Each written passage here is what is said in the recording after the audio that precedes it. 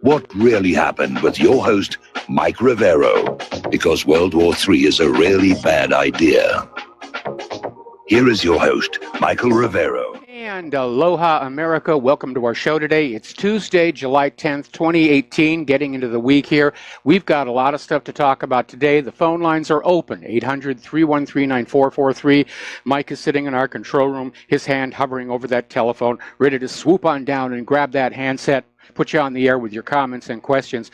Obviously, the big news today is that despite the leak that came on out yesterday indicating that Trump was going to nominate a female to the Supreme Court bench, Amy Barrett, at the last second, whatever deal was being made, he nominated Brett Kavanaugh, and the Democrats are already having a meltdown because Kavanaugh is pro-Second Amendment, and less than 1 hour after Trump announced his Supreme Court nominee, a new website went up basically called StopKavanaugh.com. It was put up by Demand Justice, which is a new progressive activist group founded by former members of Hillary Clinton's 2016 presidential campaign.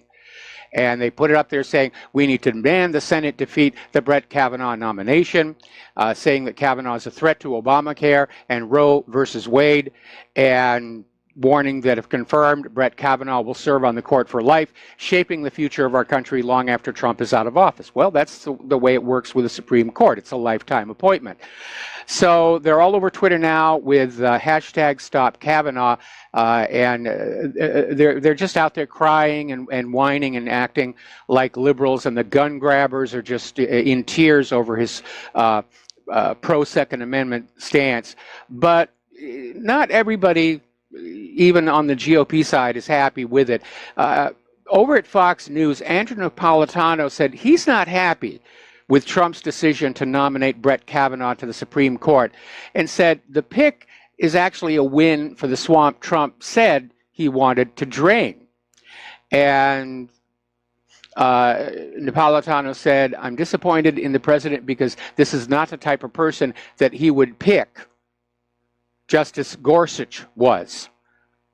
And Napolitano basically said that Kavanaugh is the heart and soul of the D.C. establishment, that supposedly the president is opposed again. Down at Freedom Watch, Larry Klayman is also out there saying Kavanaugh is not a true conservative and that Trump should withdraw the nomination.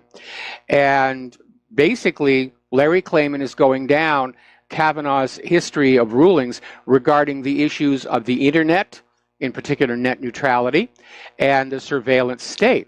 And Kavanaugh has been very much supporting of unfettered surveillance of the American people using the USA Freedom Act, 9/11, and so forth, and so on. And basically just came on out in favor of mass surveillance and against net neutrality. In fact, he came out with this opinion that net neutrality represented a denial of the First Amendment right to freedom of speech of the major internet service providers. Well, what about our right to freedom of speech? Isn't it on an equal par with these large corporations? Because I've read that Bill of Rights and I've read that First Amendment.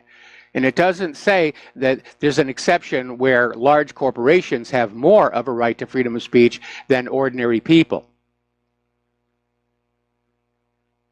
Another article that came on out from commondreams.org saying exactly the same thing, that he is very much opposed. He's a record of hostility to net neutrality and a support for mass surveillance. So not everybody is happy with him. Now, the reason I'm not happy with him is that Brett Kavanaugh was actually put in charge of the Vince Foster investigation when he worked in Ken Starr's office.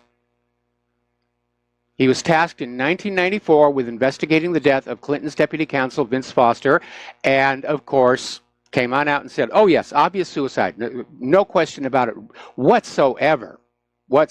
So Kavanaugh's stock has definitely lost a few points with me on that one. Now, you need to remember that back in 2017, just about a year ago, June 9th, Representative Pete Olson was being interviewed on a Houston radio station on the Sam Malone Show, and said that he was aware that President Bill Clinton intimidated a government lawyer into not seeking an indictment of Hillary Clinton by telling the lawyer, "We killed Vince Foster." Now, to show you how desperate the Democrats are getting, Keith Ellison is out there saying that maybe it's time to start impeaching Supreme Court justices. And he's out there saying that if the Democrats retake the Senate in November, that they should just start impeaching the conservative Supreme Court justices. Well, there's a couple of problems with that, actually several problems with it. First, the polls right now are showing that the Democrats are likely to lose seats in the midterm elections, opposing Trump's Supreme Court pick in the red states will probably work against Democrats there as well. But Ellison seems to have forgotten that in order to impeach anybody, you've got to have a crime. And it's the House of Representatives that impeaches the official. Then the Senate votes whether or not to remove them from office. But that's the kind of talk that we're seeing about this. Okay, we're going to do a shout out now to our on-air affiliates rejoining the network. So there may be something else going on here. And this was something that Claire came up with. Because of that earlier leak that indicated Amy Barrett was going to be the nominee. Brett Kavanaugh may be Trump's sacrificial lamb. He's going to throw Kavanaugh out there. He's going to let the Democrats run themselves onto the rocks, getting him defeated, getting him kicked out. Then he's going to come forward with Amy Barrett. It's a distinct possibility, given, again, that earlier leak that indicated Amy was definitely there in the running.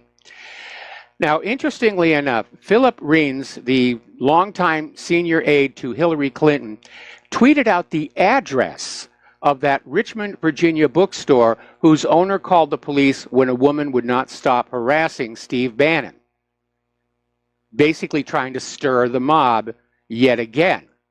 And he's not the only one.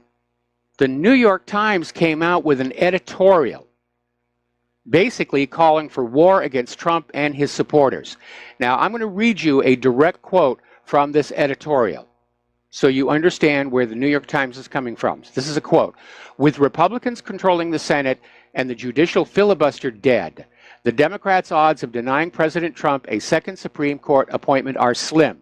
Barring some unforeseen development, the president will lock in a 5-4 conservative majority, shifting the court solidly to the right for a generation. This is all the more reason for Democrats and progressives to take a page from The Godfather and go to the mattresses on this issue. Because this battle is about more than a single seat on the nation's highest court. With public attention focused on all that is at stake with this alignment, this is the moment for Democrats to drive home to voters the crucial role that the judiciary plays in shaping this nation and why the courts should be a key voting concern in every single election." This call to arms may sound overly dramatic. It's not. And it goes on from there. Now, if you remember The Godfather, going to the mattresses was a code word for a mob war. Now, Nancy Pelosi is already back to talking about impeachment if Democrats take back the House in November. But again, she's got nothing to impeach the president with. You can't just impeach him because you don't like him. It doesn't work that way. There has to be a high crime or misdemeanor. And the House can impeach, but then the Senate votes whether or not to remove. That's why Bill Clinton was impeached but not removed from office. The House impeached him, and the Senate gave him a free pass. But Pelosi's back out there screaming, impeach, impeach, impeach, and she's got nothing to go with. Trump hasn't done anything. I don't agree with his decisions in a lot of cases. But from where I sit, he has not committed a high crime or misdemeanor, certainly not compared to his predecessors. And we're still seeing that violence out there in the street being encouraged by Democratic leaders, by the corporate media. They want chaos and rioting in the streets of America. Now, yesterday, when Trump was announcing his Supreme Court pick, there was a Fox News host, Shannon Bream, wanted to do a live show from the steps of the Supreme Court building, but the leftist protesters were so rowdy that she and the crew felt they were in danger, and they had to pack up their gear and head back to the studio. And she said, very few times I felt threatened while out in the field. The mood here tonight is very volatile. Now, the Antifa website went ahead and published the home address of a Pittsburgh judge, Jeffrey Manning. And on the 4th of July, Antifa showed up in the neighborhood. Everybody was out having their barbecue and picnic, and they went in and made a ruckus. The police were called, and Antifa refused to leave, even after the police explained. They were frightening the children in the neighborhood. Now, the reason Antifa is targeting Judge Jeffrey Manning is because they feel he gave a light bail to a Pittsburgh police officer who shot and killed a black teenager on June 19. The officer has been charged with criminal homicide and was released on a $250,000 bond, but that wasn't enough for Antifa, and so they put out this judge's address trying to stir the mob against him and his family. Mobocracy. Now, Sarah Sanders has some advice for all of these rowdy protesters confronting administration officials in public. She says, calm down. It's time to simmer down. And she said, I think it would be great if we could all calm down. And a reporter said, is that on both sides? And Sanders said, absolutely. I mean, you're not seeing Republicans out there behaving like this. With all this brown shirt stuff. All right, let's take a phone call. Don in the Philippines, aloha. Welcome to the show. What's on your mind? Hello, Mike. Yes, they're talking about now Pelosi wants to impeach Trump and all this. The Democrats are not going to make any great strides in the next election. No, nobody likes the Democrats anymore. The Democrats are going to go the way of the Whig Party, which used to be a major party, and now it's totally extinct. I think the Democrats will go extinct. And one reason is because they had some strongholds previously, and these strongholds are evaporating. They had Chicago was one of their strongholds. The state of Illinois is headed for bankruptcy. It's just a question of time. They can't keep it together. They can't pay. And New Jersey is going bankrupt. A lot of the places where the Democrats had strongholds, and the reason people voted Democratic is because they had a job. Somebody would give them a job if the Democrats got elected. That was the whole thing. They got paid off in some way. And they're not getting paid off anymore. They had nothing to deliver except hate. And people don't like hate. So that's what's going to happen. And as far as Hillary Clinton running again, she's starting to seem like there was a guy, I don't know if you remember this guy named Harold Stassen, Mike. Oh, yeah. He ran for president. The first time it was legitimate. The second time, okay, it was sort of legitimate. And then he just kept on running for president every 4 years until he died. You know, it was a joke, but that's what he did. He had the right to run for president, but he became just like that's what Hillary is. She's a joke. Okay, Mike, I'm going to let you go, and I'll just listen off there. Thank you. All right, thanks an awful lot here. Well, obviously, I'm very concerned at all this talk that Hillary is planning on a run again in 2020. And, of course, I saw it coming. I was talking that the signs were there months ago. But Hillary, I don't think she can win the popular vote again. I mean, there was so much cheating going on in 2016. There's no question about that. But it looks to me like we're seeing this coordinated campaign to basically get rid of all the factors that were an impediment to her in 2016. All of this filtering that we're seeing in Twitter and Facebook and other corporate social media, it's targeting conservatives. They're not even trying to appear to be unbiased. They're targeting conservatives. They want, by 2020, an internet free of any criticisms of liberals in general and Hillary Clinton in particular. Then you have the immigration. They're still out there screaming open borders, open borders, open borders, because they know the illegal immigrants will vote for Hillary Clinton. And we know a lot of illegal immigrants voted in the 2016 election, all during the primary season. DNC lawyers were going to state after state after state, getting the voter ID requirements thrown out on the grounds that somehow it was racist.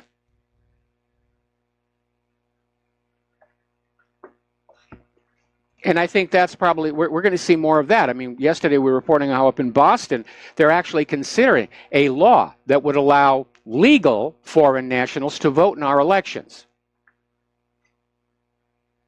It's a soft coup d'etat. They're trying to turn this nation into something else, which is very, very ugly. Then you have this mobocracy, this brown shirt campaign in the streets of America, where they're trying to basically terrorize people into not supporting Trump, making them scared to even vote GOP. It's a campaign of terror. So yeah, Hillary, and it's not like the Democrats really have anybody else with any name value, except for Bernie Sanders, and they're never going to let him come back.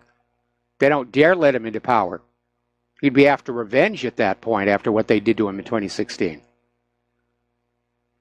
So it's an area of concern, and I know that Hillary Clinton cannot win the election, but she sure as heck looks like she's planning on stealing it.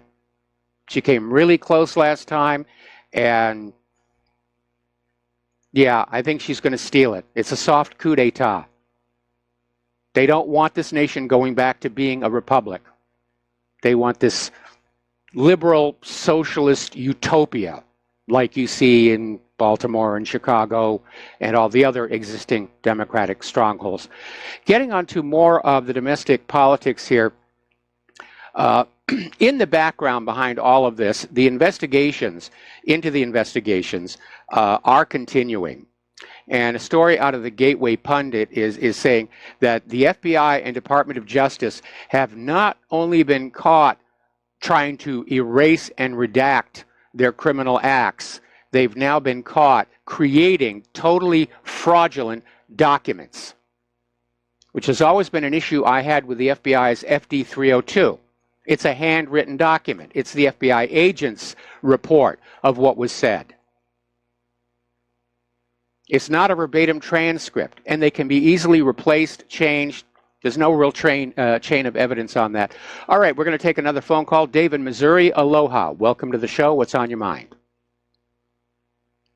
Well, Mike, God bless you. Howdy. I hope you're having a great day. Yep. Man, I really enjoyed the conversation with you and Dustin yesterday. Thank you for putting us on. I mean, that was fun to talk to that kid. I'm not sure how old he is. Maybe I shouldn't call him a kid, but we're all old these days, so it seems like everybody's a kid, you know? Yeah, I know from my age, everybody's a kid. I turn 66 next month. Well, you're there, you're ahead of me. Okay. Oh, by the way, Claire was born on the same day as my son. And so when Claire celebrated her birthday on May 9th, so did Adam. So that was kind of nice. So does my younger brother. My younger brother has that birthday. It's a plot. It's a conspiracy. Yeah, everybody's born in May. I mean, that means the winters were cold, you know? Yes, it's exactly what it means. Yeah, Winter came early and hard. Dude, can Hillary really run again? Okay, so we had... Okay, Dave, I got to put you on hold. Dave, I hear the music. Dave, I've got to put you on hold. Don't hang up. I'm coming back to you after these words from our sponsors. And aloha, America. Welcome back to our show. And folks, Republic Broadcasting needs you. I had to do up a poster, the Uncle Sam put John Stadtmiller's face on it. But Republic Broadcasting does need you. This is a critical time in our nation's history, especially if Hillary's going to run in 2020.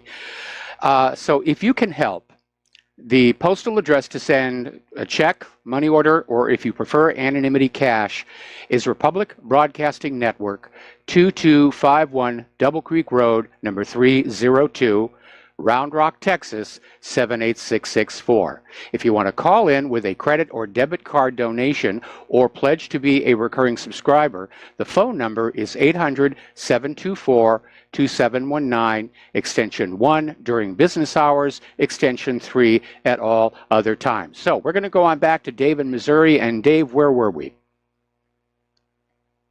Well, Mike, I had an epiphany of Hillary being president and you being plugged in to a supercharged nuclear battery up your bunghole. Me too. I mean, Kinky. I'm sorry to say that. Yeah, you had that too, right? So, folks, I'm going to give you my best 1 minute, if Mike will give me that, and I can do this to RBN folks. You know I love you. I'm going to give you the 1 minute reason why Hillary, my God, this has to stop. Okay, so I met this woman at a Walmart board of directors meeting in 1987.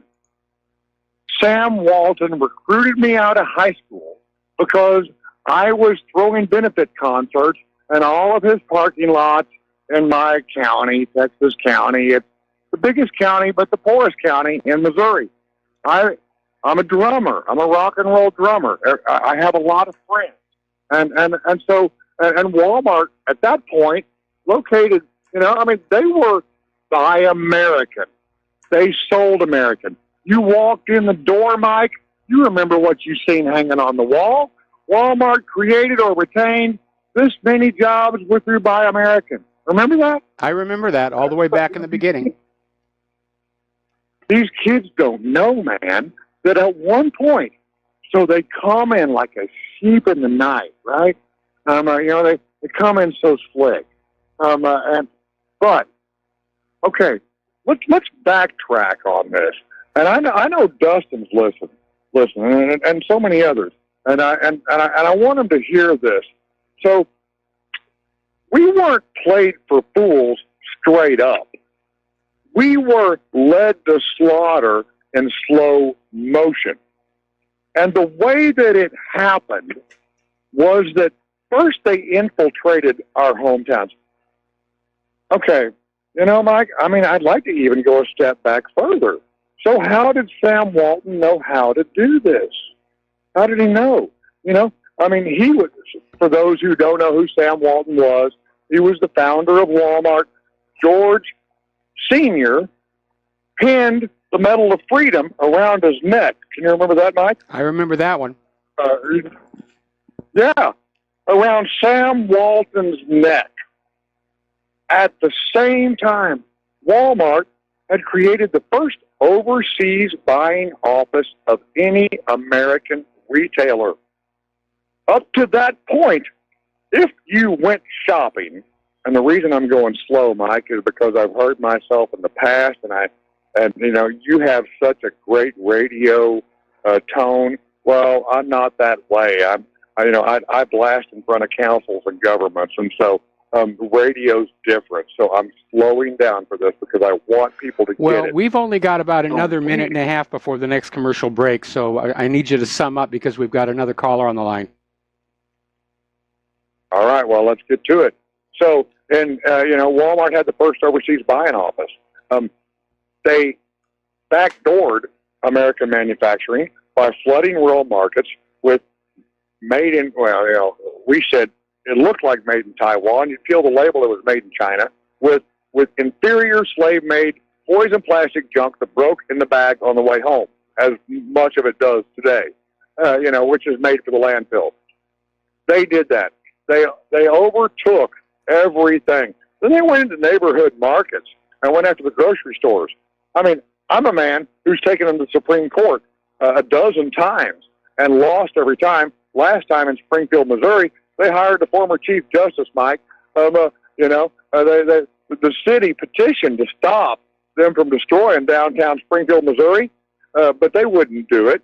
And they wouldn't honor the petition. So we went to the Supreme Court. Walmart hired the former Chief Justice. There are some of us who've been at this so long, and no one knows. So listen, this is the thing. If Hillary, dude, it can't happen. We had a president stand on the stage during a presidential debate in front of all of us and say, "Girl, you're going to jail." And she's going to run. I hear the music. Yeah. Mike, I love you. I know. You'll finish what I started. All right. Well, thanks an awful lot, Dave. We're going to let you go. We got to take another break for commercials, and we'll be right back. And aloha, America. Welcome back to the show here. And responding briefly to Dave in Missouri, yes, that transition from using domestically produced goods to massive importing, first of all, it was powered by the arrival of the large container ships, and it was a corporate decision to maximize profitability. Now, as far as the issue about where the product was made in, and you peel back the sticker and it says made in Taiwan or China, basically this gets back to the issue that China sees Taiwan as part of itself, whereas Taiwan sees itself as its own sovereign nation. That's been an issue for decades and decades. And there was a time back about the period we're talking about where importers that were importing from both Taiwan and China were pressured by China to replace the made in sticker. So it either said made in China or made in Taiwan, comma, China. And that's where that confusion would come in. It wasn't an attempt to deceive people about where the product was being made here. And again, both Taiwan and China, they can make quality products if that's what the importers want. If the importers want cheap junk, they're happy to make that as well. Let's go back to the phones here to Steve Elkins. Aloha, welcome to the show. What's on your mind? Well, Michael, since you mentioned yesterday on your show about the two agents that had information about the murder, the assassination of Seth Rich, I was just looking into that. I guess Gateway Pundit, I'm sure there's several others out there that are talking about the story. The DEA and the ATF, do you think this is credible?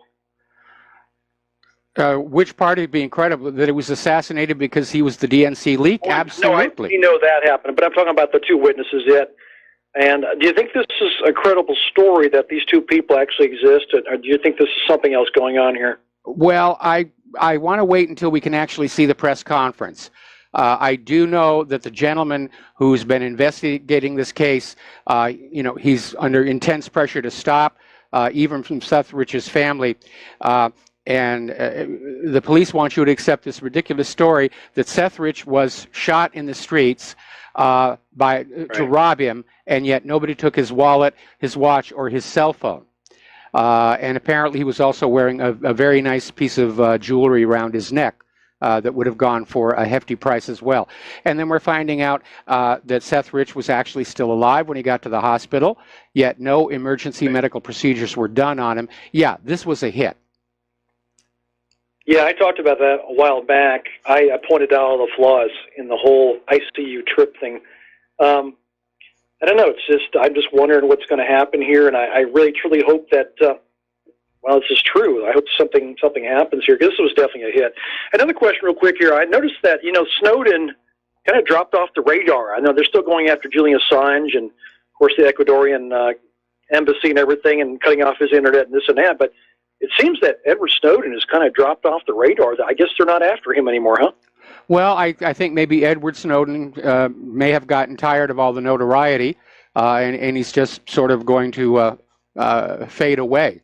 But unlike Julian Assange, who still has WikiLeaks, Edward Snowden has already leaked everything he can leak. He's got no more to share. Yeah. Well, I tell you, I'd like to see Trump pardon him, but I don't think he's had some pretty rough talk against Snowden, so I doubt that'll ever happen. But there's a man that definitely needs to be pardoned. Come back. I would agree with you on that one. Mostly, living in a foreign country the way he does, he does pose a security risk in that he could be persuaded to reveal more about what he knows to NSA, to foreign governments. So I would say, just as a practical matter, pardon him, get him to come back here to the United States, and let him live someplace where you're not going to have a lot of foreign agents running around. I agree. Hey, thanks, Mike. Appreciate it. All right, thanks an awful lot. We're going to let you go. The phone lines are open. So getting on back to that story we were talking about earlier in the hour about how both the Department of Justice and the Federal Bureau of Investigation have been caught not only redacting and erasing evidence of their crimes, they've been caught outright faking new documents. And so that leads to an inevitable question. This is coming out of the Daily Caller. Did U.S. intelligence agencies collude with Clinton to influence the 2016 election? And my response to that is this a trick question? Of course they did. They did all of that stuff in the sure and certain knowledge Hillary Clinton was going to win, and they were never going to have to worry about investigations, and the cover-up would be secure. And it didn't work. She lost the election. Trump is in there. And they're scared of him. So focus is starting to come in on that Steele dossier. How did it come about? We know who paid for it. And the question is, who are the human sources? Did they ever really exist? Was this made up completely out of thin air? And Congress is trying to pursue these questions, and they're being fought tooth and nail by the Department of Justice and the FBI, whose present and former officials are in serious jeopardy. Any official who knowingly presented a materially false visa application for a warrant or extension of warrants is guilty of, at the very least, obstruction of justice under Title 18, Section 1505. Now, we had that story we did, I think, about a week ago, where the FBI actually teaches its agents it's okay to bend the law. No, it is not. Not in a nation of laws. And so, again, the investigations are still ongoing. They're being obstructed and stonewalled, certainly by Rosenstein, by Jeff Sessions. And I do wish Trump would take a little break away from messing around with the rest of the world and really take a good, hard look at his own government. Because I think the entire top level of officials in both the Department of Justice and the FBI need to be removed from office and replaced with experienced people from outside the Beltway.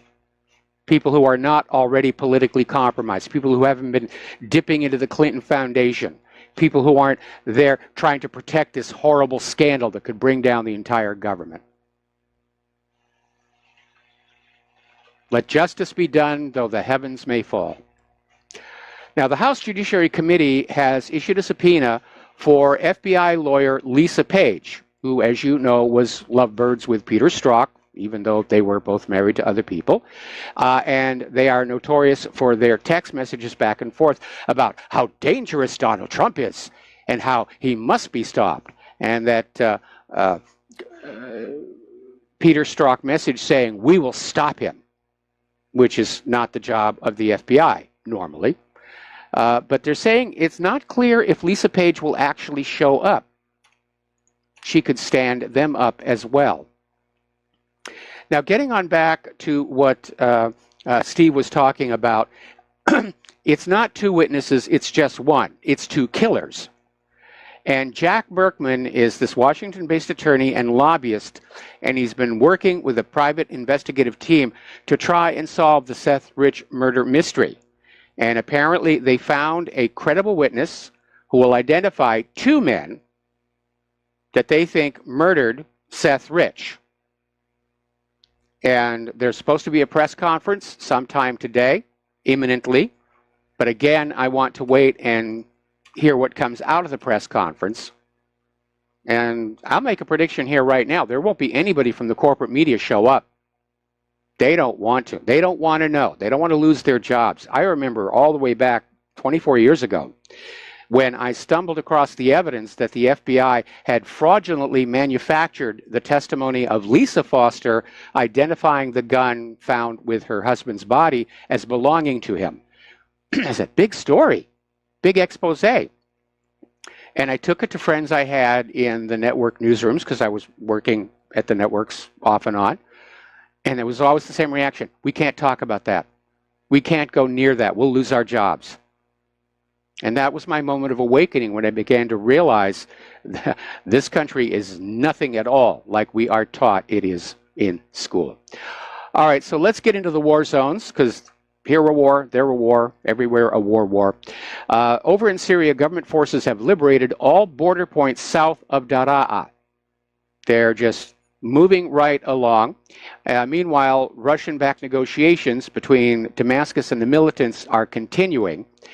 However, some militant groups are still refusing to surrender, and they are being threatened with military action, which they're not really prepared to deal with.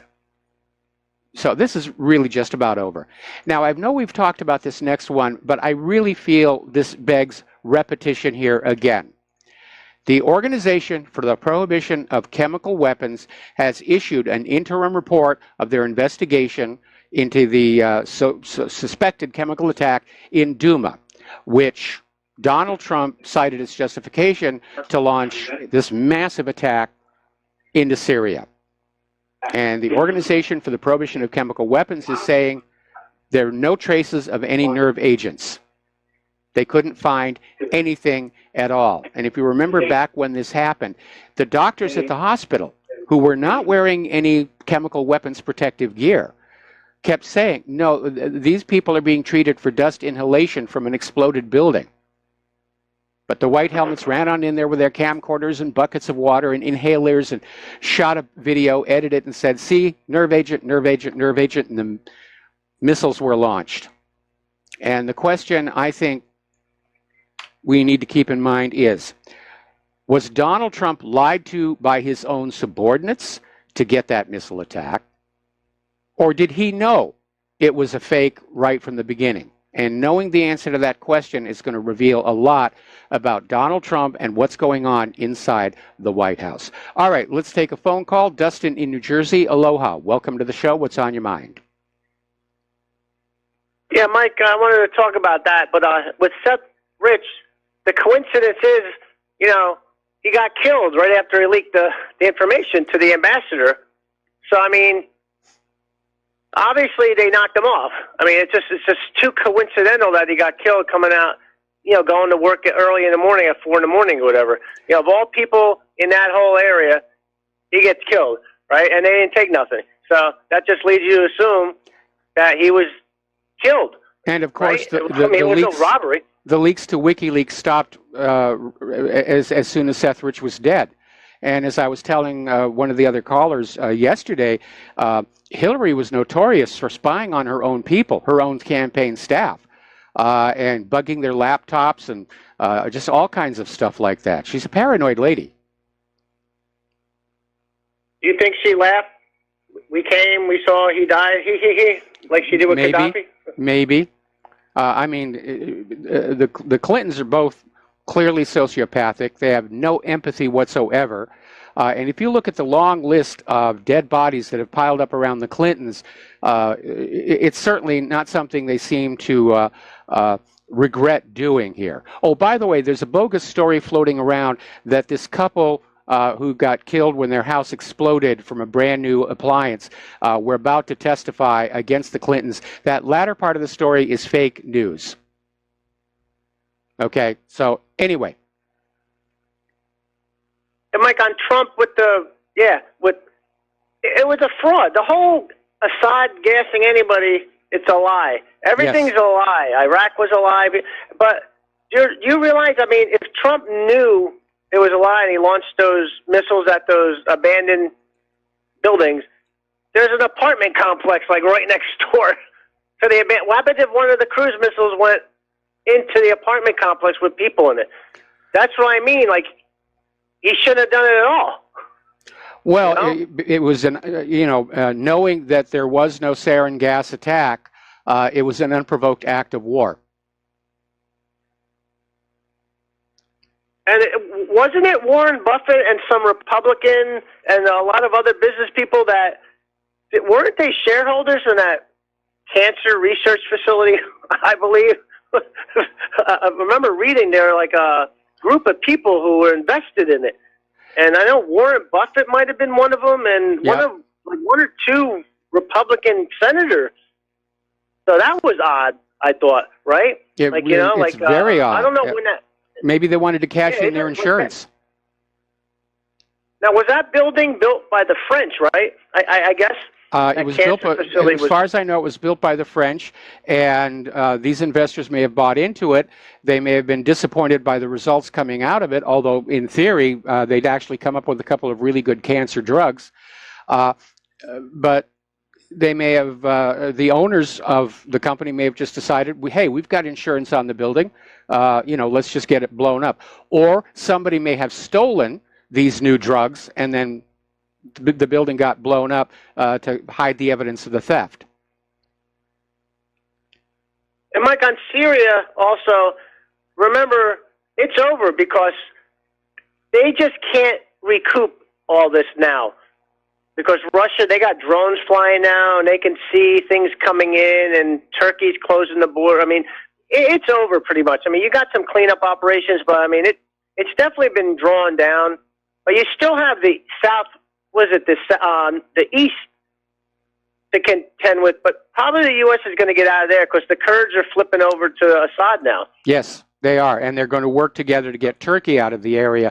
The only way that the U.S. is going to be able to re-escalate in Syria is if they try another false flag chemical attack. But I think by now it has set in that the American people just aren't believing these stories anymore. You realize they got to bring in ammunition to the jihadis. They got to eat. Yeah. They got to have supply lines. If those supply lines are cut, then they ain't going they'll just die in the desert somewhere. The U.S. is supplying them by air. There are videos showing U.S. aircraft parachuting supplies and equipment down to these jihadi groups. And Mike, one real quick last thing about you were talking about abortion the other day, and in Russia they're actually paying people to have kids because they have a lower birth rate that they'd like. It's improved now, but they're paying people to get their free land to farm. Yes. And they're paying families to have kids. And in the West, we're telling to kill your babies and bring in illegal aliens' kids. Yeah, I know. Isn't that weird? Anyway, Dustin, thank you for the call. We got to take a break for commercials. We'll be right back. And aloha, America. Welcome back to the show here. We're going to go back to the phones to Bill in Wisconsin. Aloha, Bill. Welcome to the show. What's on your mind? Yeah, aloha, Mike. I'm wondering what's your take on Brett Kavanaugh. Well, we covered that pretty much at the top of the show here, and Judge Napolitano is not... I didn't tune in until a quarter after. What do you think? Well, just summation, I'm not happy with him because he was in charge of the Vince Foster investigation. He's pro-Second Amendment. He's obviously a threat to Obamacare and Roe versus Wade.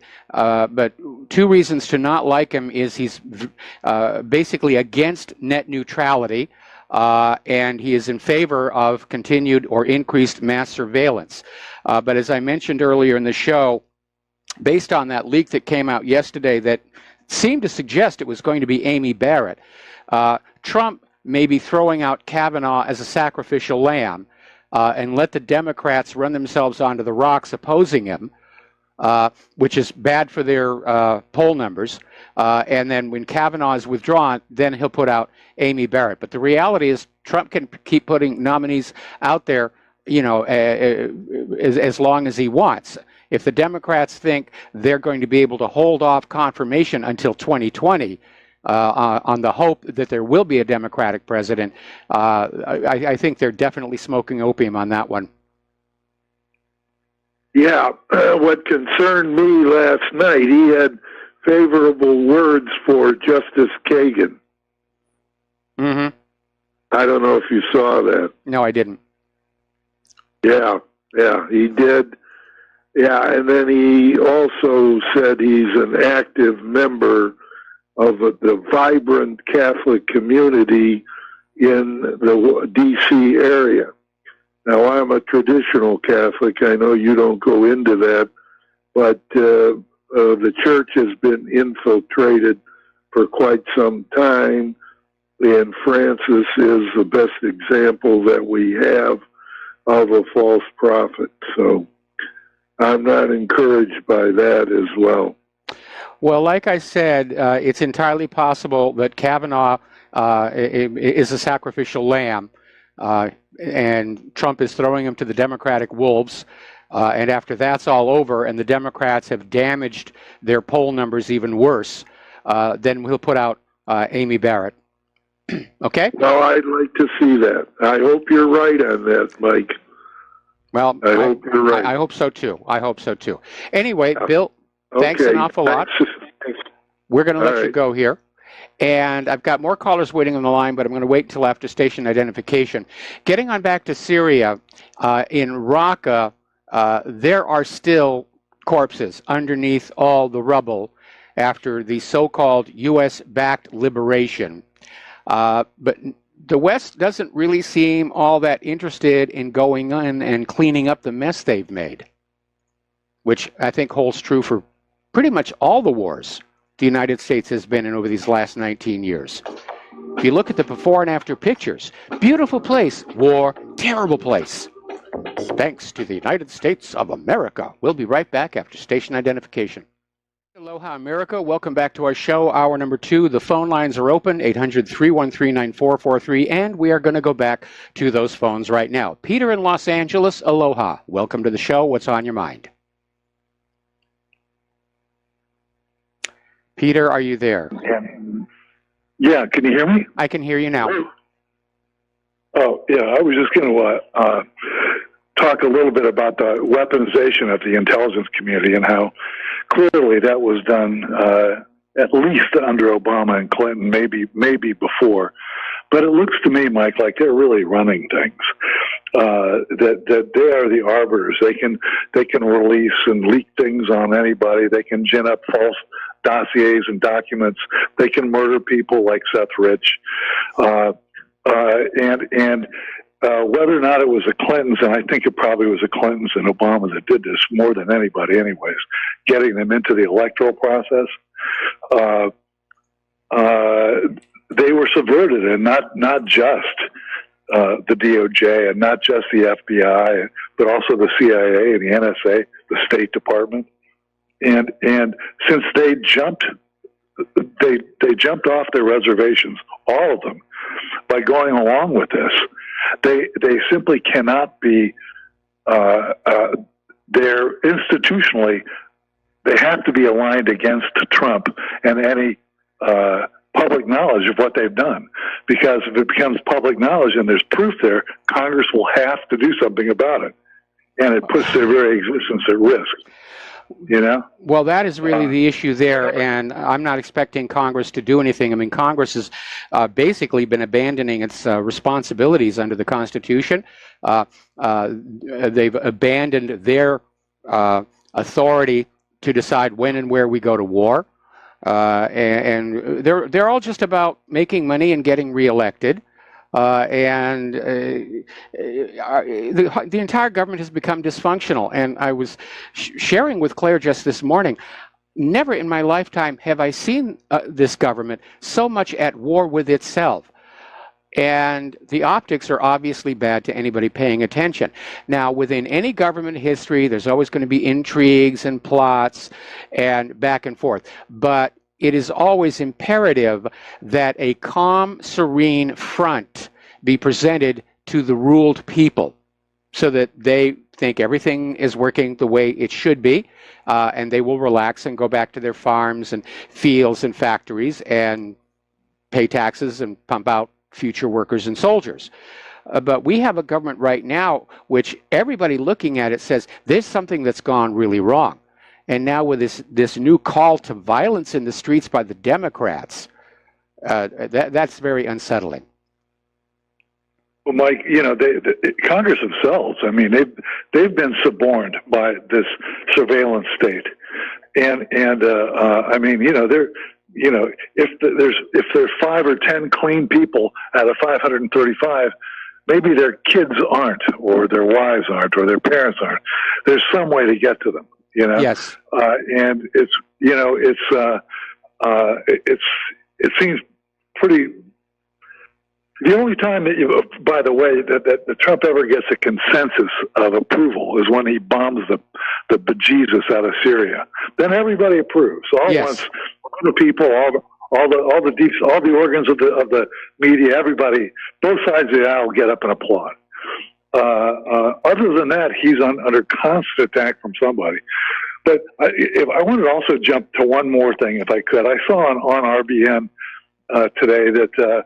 Russia, and I think it was alluded to earlier, one of the calls about Russia needing people to work 43 million acres of unused farmland and taking in the Boers, the white farmers from South Africa who like 70,000 of them have been murdered in the last 20 years. 70,000 that are truly people who need.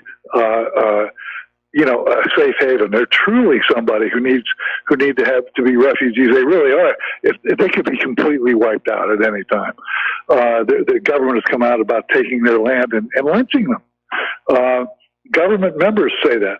But so it's amazing to me how there can be all these people who we're taking in all the people from North Africa and Syria and the Maghreb and all the people from South America. But here we have people who speak English, who are co-religionists with the majority, Christian religion, that are hardworking people who can actually contribute to society and educated. Nobody even talks about it. We should be asking them in here. Well, see, that defeats George Soros' purpose. Because the globalists, the reason they're pushing all this migration from the Middle East and Africa into Europe and the United States is to blend all the races together, and bringing more white people to an already white Europe or an already white America doesn't serve that globalist purpose, and that's why nobody's talking about them. Now, Russia, of course, is the largest country on earth, and Putin wants to start developing some of the areas which are still relatively undeveloped, and that's why they've come up with this program. He's basically brought back homesteading, where people who will go on out to these wilderness areas and settle them, colonize them, build communities, will just be given the land for free. Yeah, it's a great idea, but you're absolutely right. But the contrast is stark. People where there really is a humanitarian crisis, where there really isn't just taking in the people who can't make it somewhere else. As a matter of fact, they're the only people who really know how to do anything in South Africa. It was taking people who really know how to do something, who are hardworking, educated, speak English, and because of their race, they're being ignored, and they're not. Nobody. Australia has talked about bringing them in, but that's about it. It isn't even talked about here. It's just the contrast is hugely apparent.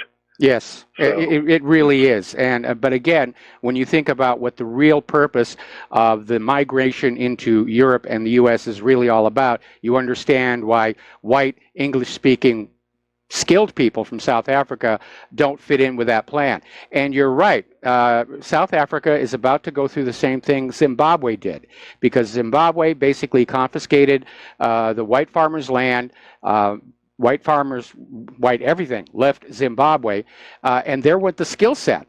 And these Zimbabweans who were given these farms didn't know how to work them.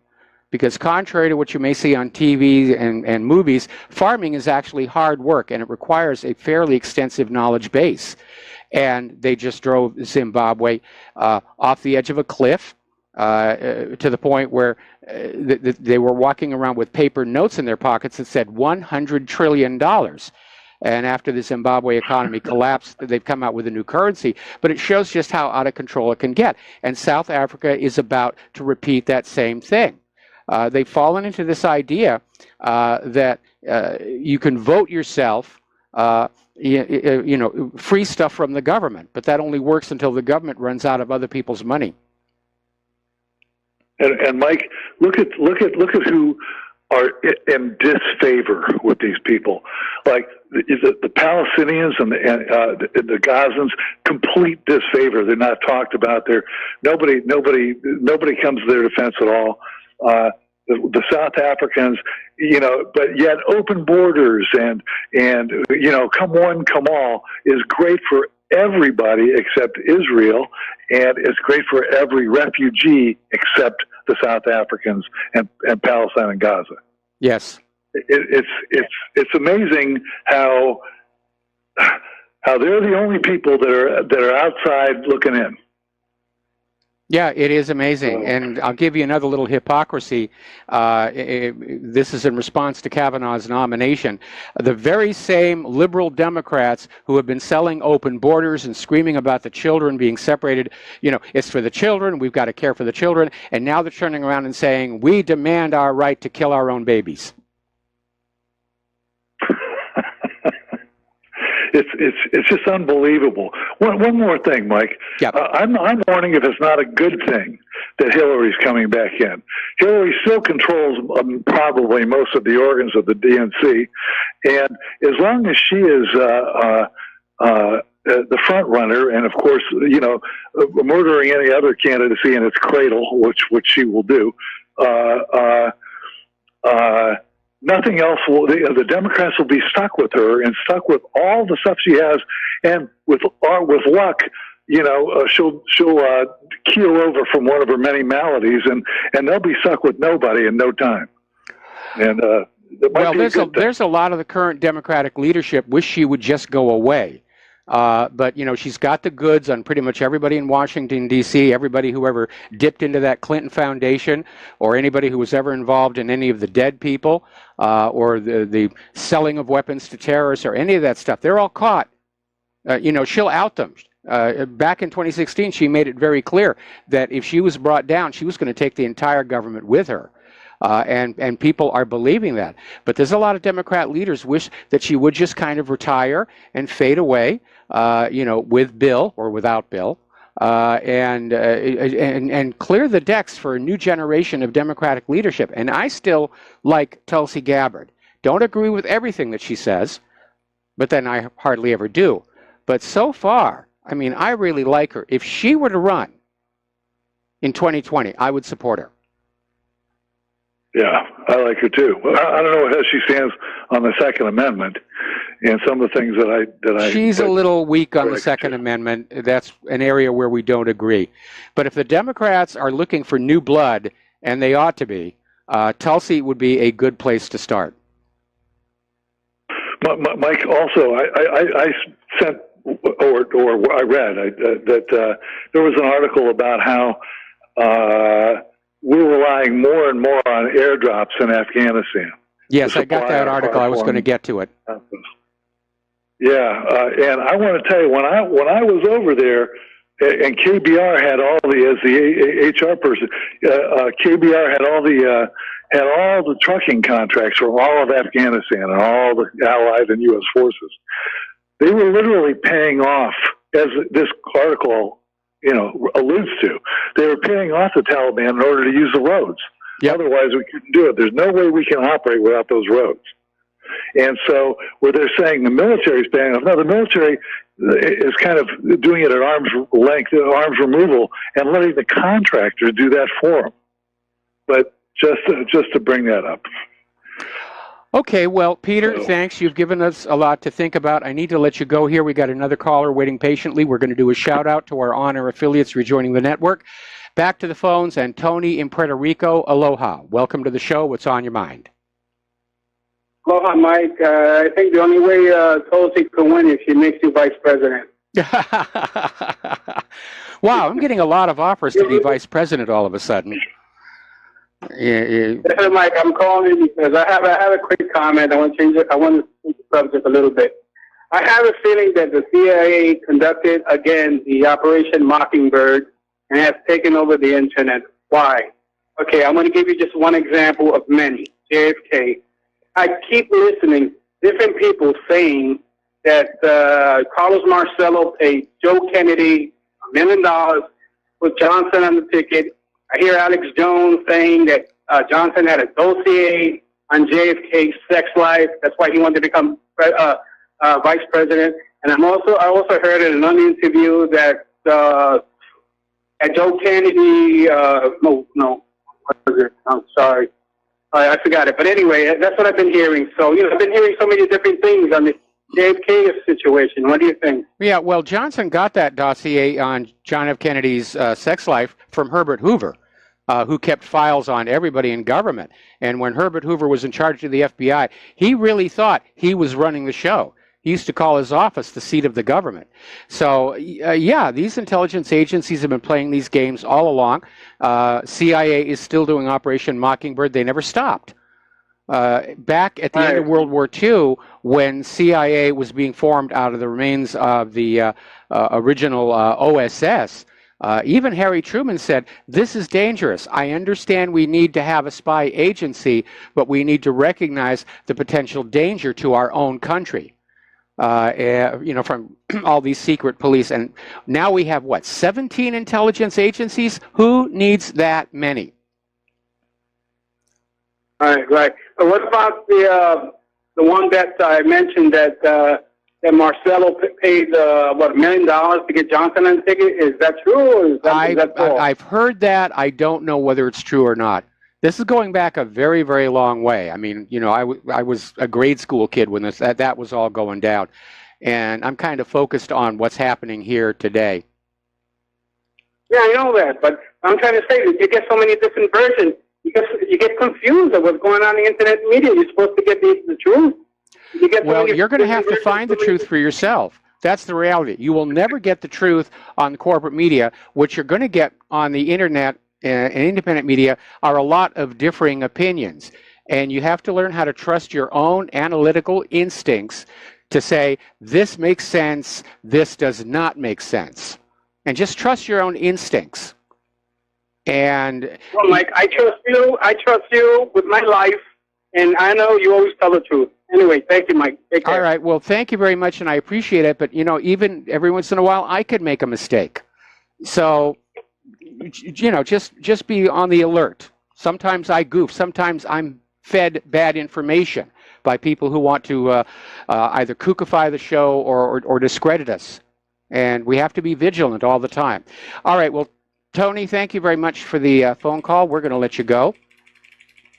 Getting on back to the news here, back to the war zones rather, Russian officers, Russian military servicemen are now delivering humanitarian aid to Syria's southernmost inhabited community of Al-Mutawwa, which has joined the reconciliation process in the Daraa province.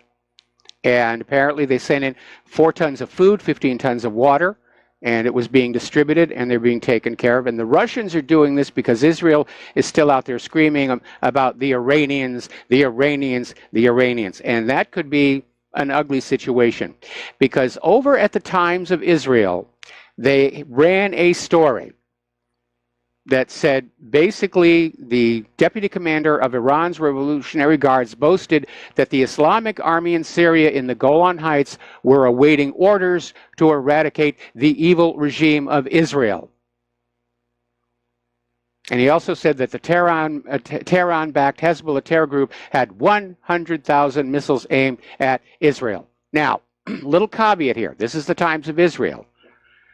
And the story is based on a translation provided by the Middle East Media Research Institute, otherwise known as MEMRI. But MEMRI is a known propaganda front for Israel, and they always mistranslate anything appearing in the Middle Eastern media to make Israel look good and make the other countries look bad. Remember the claim that Ahmadinejad wanted to wipe Israel off the map? That came from MEMRI. And when people went back to the original source video, people who could actually speak the language, and they said, that's not what he said. It's not even close to what he said. So again, that's MEMRI, M-E-M-R-I. If you see anything coming out of them, it is total bovine excrement. Now, getting back to the caller who was talking about Afghanistan, maybe it's an issue of the roads, maybe not. But apparently there has been a massive spike in these airdrops, something like 10 times the tonnage of last year. And it supplies, supposedly to sustain operations against the Taliban. So that war is still ongoing and mired. And they're fighting in the eastern part of Afghanistan, which is the roughest terrain. So I can understand why, even though it's more expensive, they're using airdrops instead of trucks. Of course, it's not like they're spending their own money. It doesn't really work that way. But again, these wars are not going well from the point of view of the United States. They're all very expensive. Americans are being killed and crippled. And when the U.S. runs out of money, the party is over. We'll be right back after these words from our sponsors. And aloha, America. Welcome back to our show. Turning now to Israel. Israel has announced a new Gaza crackdown, and they've imposed new, stricter limits on fishing off the coast, new sanctions on Gaza, and the crackdown includes the closing of Gaza's one commercial crossing at Kerem Shalom for an indefinite period of time. It's a starvation blockade. Now, the Israeli military issued its own separate statement saying that Kerem Shalom would remain open to a limited amount of humanitarian aid during the closure. It's more pressure. They want to provoke a response here. So the Gazans are out there, they're standing firm. They're amazing courage these people have. They're dealing with a devastated healthcare system. They're dealing with 147 deaths, I think, so far. By the way, something surfaced rather interestingly. The very first Palestinian who was killed by an IDF sniper down there by that fence in Gaza wasn't even a protester. He was just walking by. Completely innocent person, not a threat to Israel, not even a protester. They gunned him down. Now, as you know, the latest Freedom Flotilla is on its way, trying to get to Gaza. They won't. We know they won't, but it will make a big splash in the world media. Apparently, the second humanitarian flotilla left earlier today for the Gaza Strip. Now, Israel's Navy has seized a Palestinian boat that tried to depart from a Gaza port. And a total of 11 Palestinians were taking part in the second humanitarian flotilla. Some of them were injured earlier during clashes with the Israeli army. And they're out there saying Gaza is proving to the whole world it does not accept submission despite the continuous blockade. Anyway, Israel's latest technique on Gaza is to spray their agricultural fields with massive amounts of herbicides. Now, in the right dosage, herbicides are supposed to kill just the weeds, but Israel is basically poisoning the crops in the name of security. We can't have all these plants here. We can't see.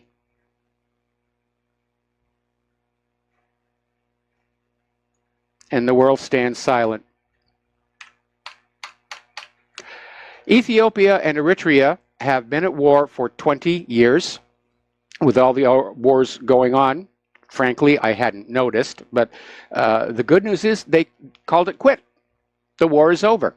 And the leaders of both countries hugged in a public ceremony, saying the war is now over. After 20 years, I wonder if anybody remembers why it started. Over in the Koreas, South Korea has now suspended their nationwide civilian defense drills in a show of solidarity that they believe the North Korea talks are going to work. Now, Trump is still out there saying that he's confident North Korea will honor the contract that he and Kim Jong-un signed at the summit, that they will denuclearize,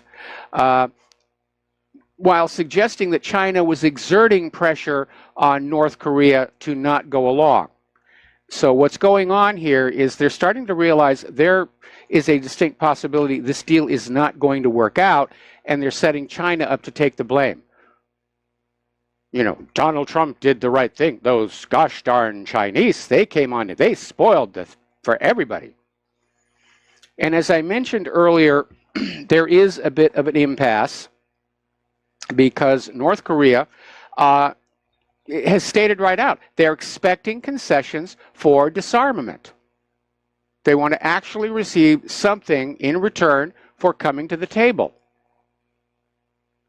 They surrender this weapon system, sanctions are relaxed a little bit. They surrender that, sanctions are relaxed a little bit more, which sounds like a fair and reasonable way to de-escalate the situation.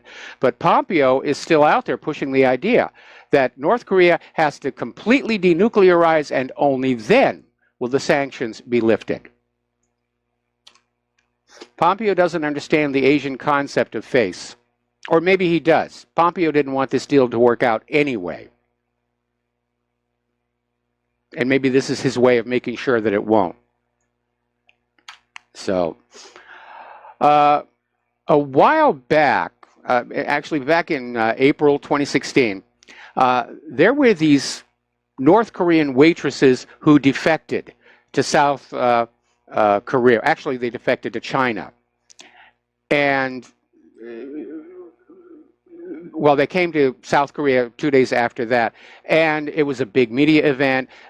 These girls were out there. Oh, look at these poor, suffering girls. They hated life in North Korea so much. They risked life and limb to get here. Well, it's turned out that the women have been able to tell their stories, and they're saying they didn't want to come to South Korea, and it appears that they were literally brought to the South against their will by South Korea's intelligence agency to be used for propaganda. So always be careful when somebody says, we have a defector that is telling you how bad things are in the next country that we want to invade. We'll be right back. Aloha, America. Welcome back to our show here. So there's an article that came out of Kyoto News about how China is making serious preparations for a hot war with the United States. And according to Kyoto News, they found an internal document that somehow reached them from China, and it outlines how China has an opportunity to outrun the weakening supremacist state, which is an apt description here. And the document provides for an opportunity to settle the conflict and win the war with the U.S., and according to this document, risks of a military confrontation between the United States and China are expected to grow dramatically. And not only does Beijing intend to defend China itself, they want to challenge the U.S. domination at sea to win control over sea trade routes. Now, maybe this is true, but we have to look at this very, very carefully, because it's so easy to fake a document. Remember, it is essential to U.S. policy that it always appear the nations that we are going to war against deserve it, that they are some kind of a threat and a danger to us, even though they haven't actually attacked us, or they're living under an evil dictator that we must save the people from, or we want to bring democracy to them, or blah, blah, blah, blah, blah. And I'm seeing this as possibly the opening step in a propaganda war to demonize China, which we've already seen the indications of, to make it look like China is being the aggressor. China is getting ready for a hot war with the United States. Well, after what's been going on down in those islands in the South China Sea, it's not for a lack of provocation. Control over those sea routes is a very important issue for economics. And currently the United States is able to project naval power across the Pacific right up to the coast of China. But were there to be a change to that, then all of a sudden the U.S. might find itself able to go no further than perhaps Japan. And those inner ocean routes would come under the control of China. Another story, this one out of warisboring.com. And it's talking about the U.S. Navy screaming about a submarine gap. And every time I hear about that, I flash back to the movie Dr. Strangelove, and at the very, very end where George C. Scott is out there saying, we cannot allow a mine shaft gap. Very funny movie. If you haven't seen it, hunt it down. It was Kubrick's anti-nuclear war statement. Anyway, the issue is that the U.S. Navy says they have too few attack submarines. And the estimate is the Navy needs 66 nuclear-powered attack and guided missile submarines, according to a 2016 assessment by then Navy Secretary Ray Mabus. But in the middle of, well, as of right now, the Navy possesses just 56 attack and guided missile boats, 10 short, SSNs and SSGNs respectively. And the current force includes 13 Virginia-class vessels, 36 boats of the Los Angeles-class, 3 Seawolves, and 4 former Ohio-class ballistic missile submarines that have been converted into what are called the arsenal ships. This is where they took the Trident missiles out of those tubes, and they put in these launchers that can hold 7 Tomahawk missiles. That is a lot of firepower being carried by these boats. Here is where things are getting a bit dicey. The Los Angeles-class submarines are coming to the end of their useful life. That's 36 of the boats in the fleet. And the Ohios, even though the center section has been redone for the cruise missiles, the Ohios are getting very old as well. So where is all that money going that goes into the military budget? It's amazing. Now, one of our callers mentioned this yesterday, I think, but it bears repeating. Russia is getting ready to test the Kinzhal hypersonic aeroballistic missile on the Tupolev Tu-22M3 supersonic bomber. And this would be a formidable long-range strike weapon. And the Kinzhal missiles travel at Mach 10. And the bomber itself, of course, is supersonic. That's going to be very, very difficult to stop. All right, so let's talk about the economic news here, because Scott Minerd is over at, well, Scott Minerd's out there saying this is not a time to ignore risks and consequences of trade war. And he's saying this rally in stocks may be a last hurrah, because as the impacts of the trade war with China sink in, it is going to go down. Now, yesterday they had a great day on the Dow. Today, a little bit less so. But he's saying that this may be the peak. It may be going down from here. Now, a story that came on out of Investment Research Dynamics says the real data is showing the real economy hitting a wall. We know that what we get on corporate media and from government agencies are fairy tales. And the article is saying that right now the only support for the propaganda narrative of a booming economy is the rising stock market. And that no doubt Trump has ordered the Working Group on Financial Markets, otherwise known as the Plunge Protection Team, to just keep pushing those stocks higher to a point where insiders can unload, and that will bring about the crash. We're seeing an increase in credit card debt. People are having to live on their credit cards because prices are going up and wages and salaries are going down. The home builder sector is in trouble to the point where over in Colorado, there's a credit union offering a 0% down payment mortgage. Those are signs of desperation. And again, look at the car commercials. if you had money right now, boy, is it a time to buy a car. They got great deals, whether you want to buy it outright or just lease. The numbers are really, really good. When Claire and I were shopping for a replacement for our stolen Honda, we briefly considered leasing and then decided against it because of the uncertainty of the future economy. And that's why we went with just paying with cash, and we've got a car and we own it outright, and it's a good little car, and we can relax. No bank is going to come and take it away from us. Now, looking at the stock market, and everybody says, "Oh my goodness, it's up all over the world here." But there's this article that came out of Investment Watch blog, basically saying that 100% of the global stock market gains track back to just 12 stocks. And those 12 stocks may themselves be in the middle of a bubble.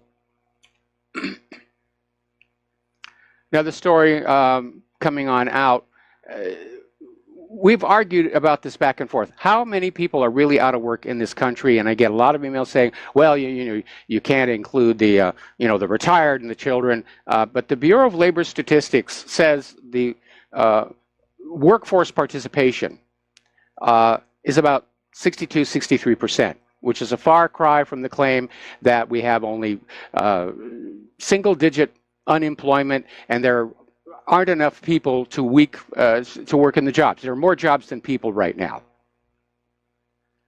which certainly isn't the case anywhere around here. But this article is saying that the reality is only 14% of the unemployed able to work U.S. adults are counted as unemployed. It's all creative bookkeeping.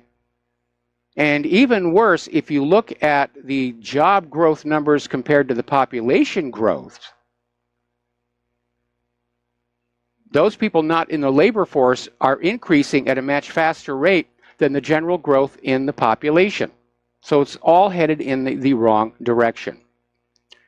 Now, a lot of people are talking about wealth inequality and how it could reach a point where, like the French, we just decide to get out the guillotines.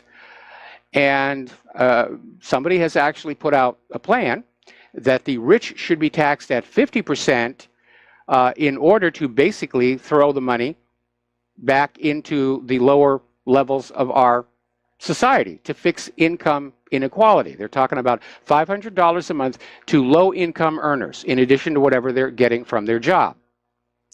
Well, it sounds good in theory.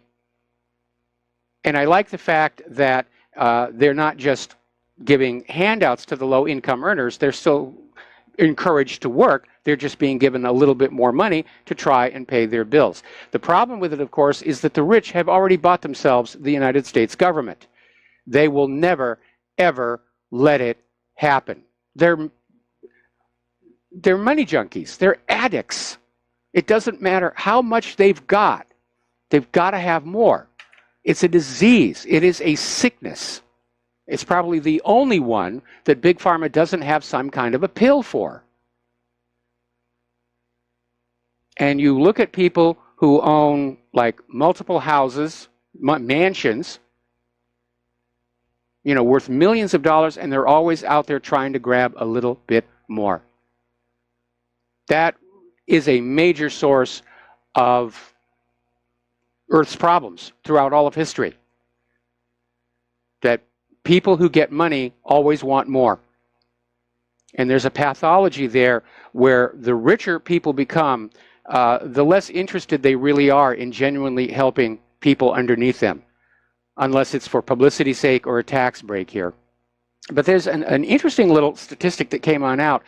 Apparently, 70% of wealthy families lose their wealth by the second generation. Only 30% are able to basically keep the dynasty going. But for 70%, there'll be a generation that makes the money, and then the next generation, which grew up in luxury, will probably be frugal about it. By the time you reach the generation after that, they're going to spend like crazy. I was watching this one show, it's called Mysteries of the Museum, and it's a lot of fun. And they had this story about this rags to riches story where this person just generated incredible wealth in their lifetime. And after they passed away, his son basically spent it all in a matter of just a couple of years. Now, the European Union has decided to extend their sanctions on Russia yet again for another 6 months. And they're out there saying, we will show those Russians, how dare they be aggressive, how dare they look good during the World Cup. But as we reported yesterday, people who've been to Russia are saying they're not seeing that the sanctions are really having that much of an effect. The Russian people still doing what the Russian people are doing. Over in Great Britain, the dust has yet to settle from the blow-up over Theresa May's Brexit sellout, and she is still standing firm. Despite the resignations, despite the fury going on in the Tory party, and Theresa May is trying to find more support for her Brexit strategy, which isn't really a Brexit strategy. It's a giveaway to Europe. It's a Brexit in name only. Now, Boris Johnson has resigned and said he could not remain as foreign secretary because the plan agreed at Chequers would leave Britain with the status of a colony, as it would be forced to follow EU regulations it had no role in shaping. Now, them's fighting words, if you go back and remember the Declaration of Independence. Now, Steve Baker, who's one of the Brexit ministers who resigned, is slamming Theresa May and saying the establishment doesn't want to leave the European Union. They're all co-opted by the globalist New World Order people, and they understand if Brexit goes through, it could break up the EU itself, and that would be a major setback for poor old George Soros and his dreams of a global government.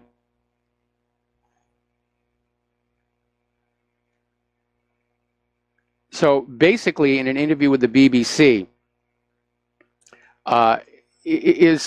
were the Brexiteers being marginalized by the process, by the negotiation? And Baker said, yeah, they don't want to hear from us. It was just the Remainers and the EU people.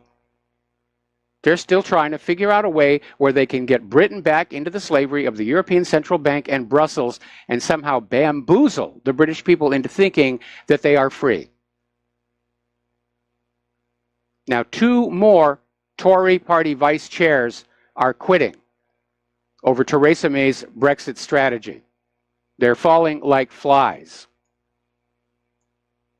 So basically, Theresa May is becoming a leader with no party, which is what happens to leaders who ignore the will of the people.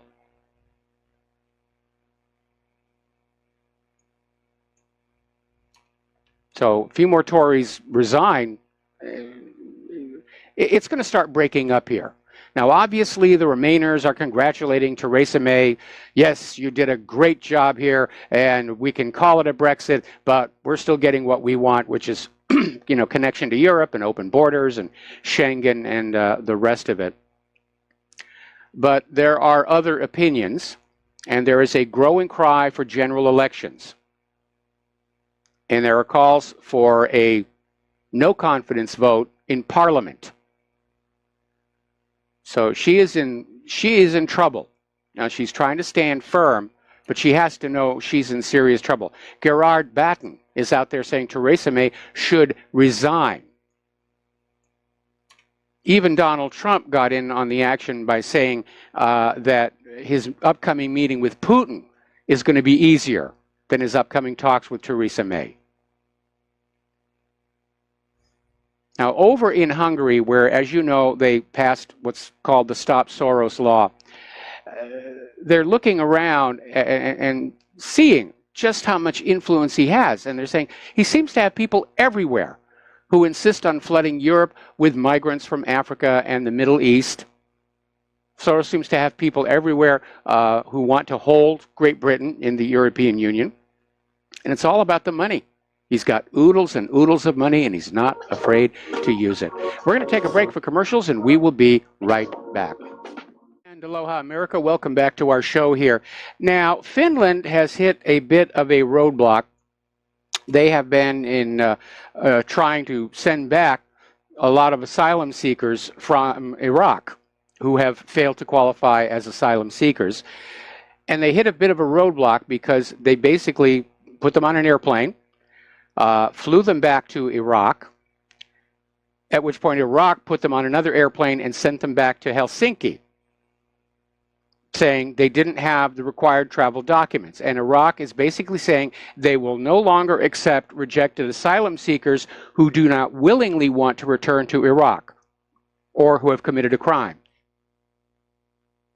And that's an issue that I think people need to be taking a look at when we talk about these asylum seekers and refugees being sent back home. Their countries may not want them. And that's going to be a very, very complicated issue. All right, we're going to take a phone call from Jim in Chicago. Aloha. Welcome to the show. What's on your mind? Hello, Michael. You might have an answer to this question because I don't know.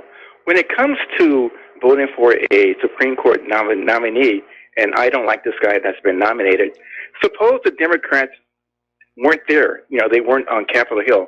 Don't you need a quorum in order to call for a vote? Yes, you do.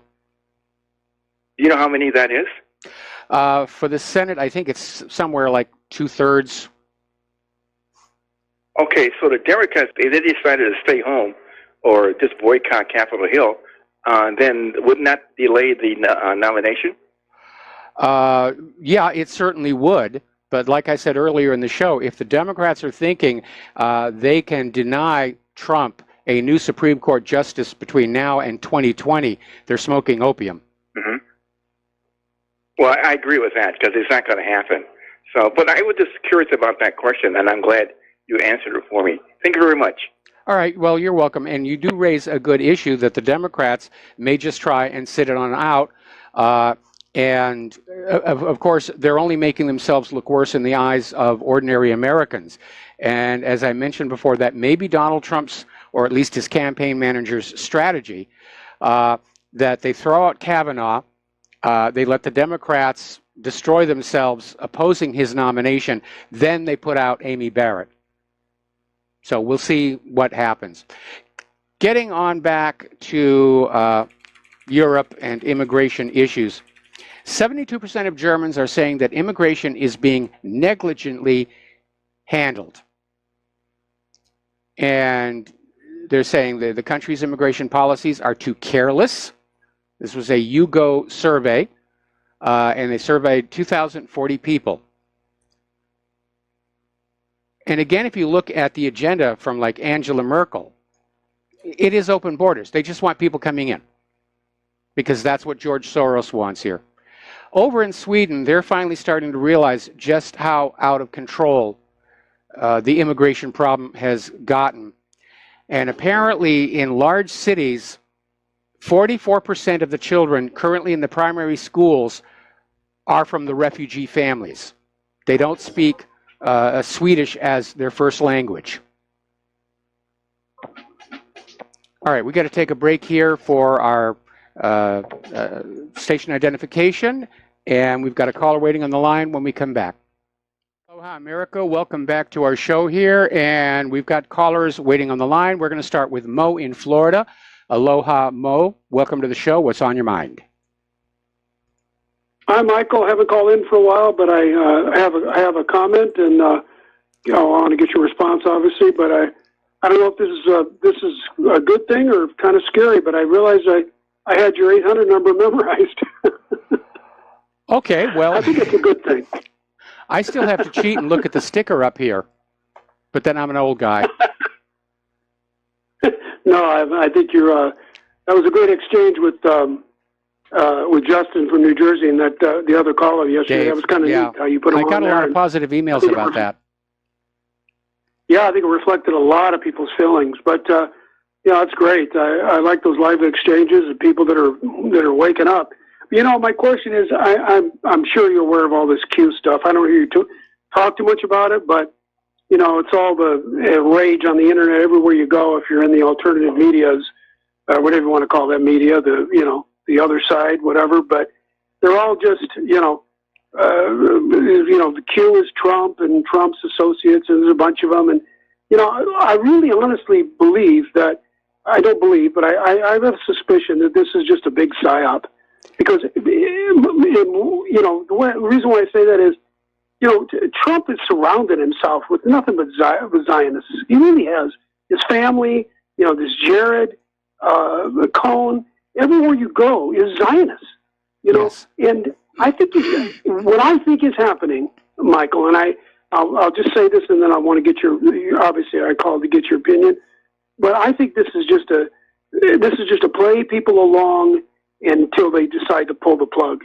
I think Trump is, as much as I voted for him, my wife did, we wore the T-shirts, I'm starting to feel kind of stupid because, if it looks like a duck, he's done some great things, but it really, when you look at it, it's a Zionist agenda. It really is. And you can't get away from that. And I think that's really what this is. It's just a ploy to keep the goyim, chomping at the bit, thinking they have a savior, a new Messiah, Donald Trump, and look who he associates with. Look who he's got surrounding him, and who he's married, his family's married into, Ivanka and the whole thing. And it just kind of makes me sick to my stomach. It really does, because I feel just, once again, just, played for a fool. Well, I share your concerns about Q. In fact, when I was on the Jim Goddard show the other day, he sent me a video that is a promo of Q and what we're going to do. And it starts out, it's a very well-produced video, good production values, and it starts out with a really nice overview of everything that's gone wrong with this country. Then it veers off into this thing about how we're going to take care of these bad people, we're going to get into their computers, we're going to expose all the dirt, and on and on. And immediately the alarm started sounding. And I agree with you that it appears this whole Q phenomenon is being promoted to get everybody to sit back and wait for a hero. Because as kids, we're raised to believe there's a hero coming to save us. It's the Lone Ranger or Batman or the Green Lantern or Flash or any of these other heroes. I mean, look at the movies we get today. It's nothing but remanufactured comic books. And I think it's a psyop to basically get people to stop thinking about taking a more active role in trying to restore the country. And that was my opinion. The second issue, of course, is if you're planning on coming for the elite's computers and everything, you don't broadcast it to the world. Yeah. I'm so glad you didn't. You say what you feel, and that's why your show's so great, because you're your own man. But, I feel that it just makes me kind of sick. And I feel like if anything was going to happen, it would have happened now. And, I realize keep your friends closer, your enemies closer, and all that kind of stuff. And, whatever you want to call it. But to me, this is just, it stinks. It really stinks. And you look back at who's loaned him money, from, who's the Secretary of Commerce? Who he just put in charge? I forget, but you loaned him $1 billion. I mean, yep. He is so tied in with these Zionists before now and before. He is so tied in economically and financially with Zionists, with people like you say, Israel first. Yep. And that's what this is really about. But the good thing is, I'm hearing a lot about this, Mike, on the internet, I'm sure because of guys like you that are waking people up. And I'm not blaming all the Jews. We know it's not the Hasidic Jews, and we know, it's not the, this and that, but it's a gang of Zionist mafia that have taken control of our government. And anybody that ever questions that, just look at that standing ovation, broke the record in history with Netanyahu standing up there and everybody but Rand Paul meekly trying to clap. I mean, that tells you everything, and it just makes me sick. Makes me sick to my stomach that people are that, well, I guess I'm stupid too, but, it's a scam. It's a psyop. This, if hire Ron Paul. if you're really serious about this country, you want to get it back and hire guys like you. Or Larry Klayman. Get Larry you know? Klayman up there to be the new Attorney General. Yeah, there you go. There you go. But, you know, maybe he's playing 4D chess or 8D chess. Whatever. There ain't no such thing as 4D chess. You know, I mean, it's just a dog and pony show. You know, to me, that's what I think it is. I hope I'm wrong. I'm optimistic like you, but, you know, this is just, something stinks. It really stinks. I'm not optimistic. You know? I think this country is headed for a fall. I think that description that came out of the Kyoto News, supposedly originating in China, about, you know, a failing superstate. That's exactly what we are. And, you know, we're hideously in debt. Our economy is hanging by a thread. We're mired in all of these wars all over the world that we can't get out of. And I think we're headed for a Soviet Union-style crash. That's what I think is really going to happen. Yeah, I agree. I think you're right, Mike. And I will say this, that I'm your age, and I know I have your sympathies. Yes, you do. But I will say this, that, you know, whatever it is, I've talked to a lot of people. I've, you know, obviously family and friends have been alienated because they don't want to hear this stuff. But you know what? We can say we die with our boots on, bro. And that's all I got to say. Thanks, Mike. All right. Well, thanks an awful lot. We're going to let you go. We're going to do a shout out to our on-air affiliates just rejoining the network, and back to the phones. And Keith in Montana. Aloha, Keith. Welcome to the show. What's on your mind? Keith, are you there? Oh, we lost him. All right. Well, he was just there a minute ago. Over in California, as you know, they have declared themselves to be a sanctuary state through Senate Bill 54, which Nancy Pelosi was all in favor of. You know, we're going to be a sanctuary for illegal immigrants, all of which is a Title 18, Title 8 violation. But they've hit a bit of a roadblock because there's a gentleman named Don Rosenberg. He's a retired publishing executive whose son, Drew, was killed in 2010 in a car accident involving an illegal alien who had been granted temporary protected status.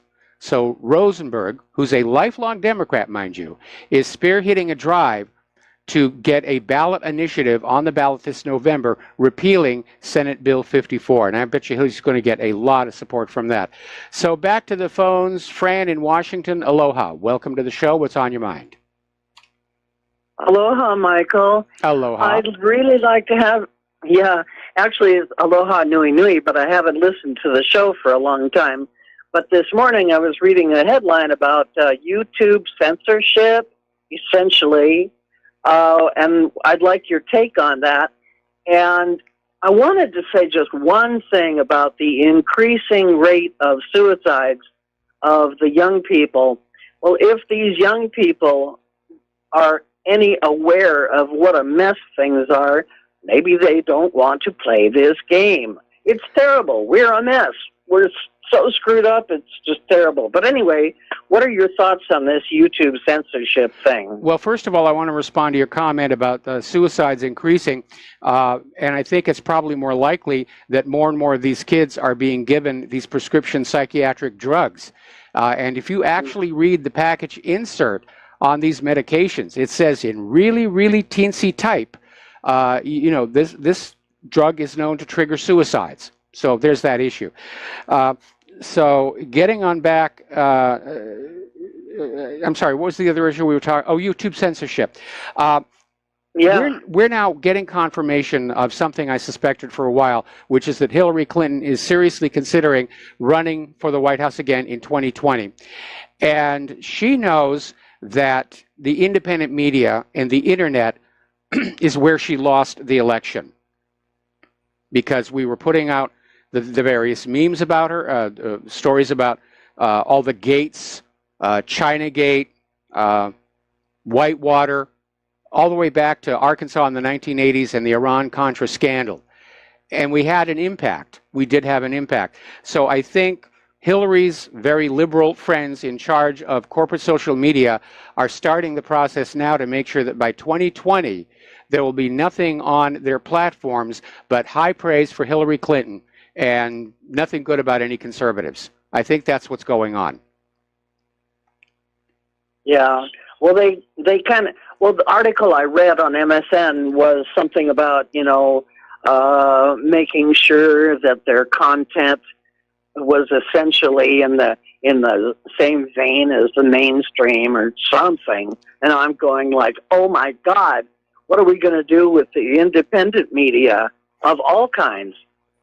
Well, again, the mainstream media is heavily liberal. And the fact that all of these social media companies, their censorship systems are clearly targeting conservative points of view. Twitter's filtering is filtering out conservative comments. And so, yeah, they've decided they're the new mainstream, that liberalism is now the mainstream, and there's no room in this country for conservatism. And they're on the attack. And that's why we need to start using and supporting alternative means of social media.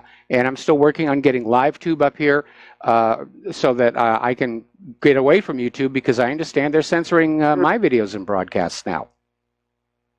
Oh, fine. Well, thank you, Michael. All right. Well, thank you very much. Have a good day. Okay, you too. All right.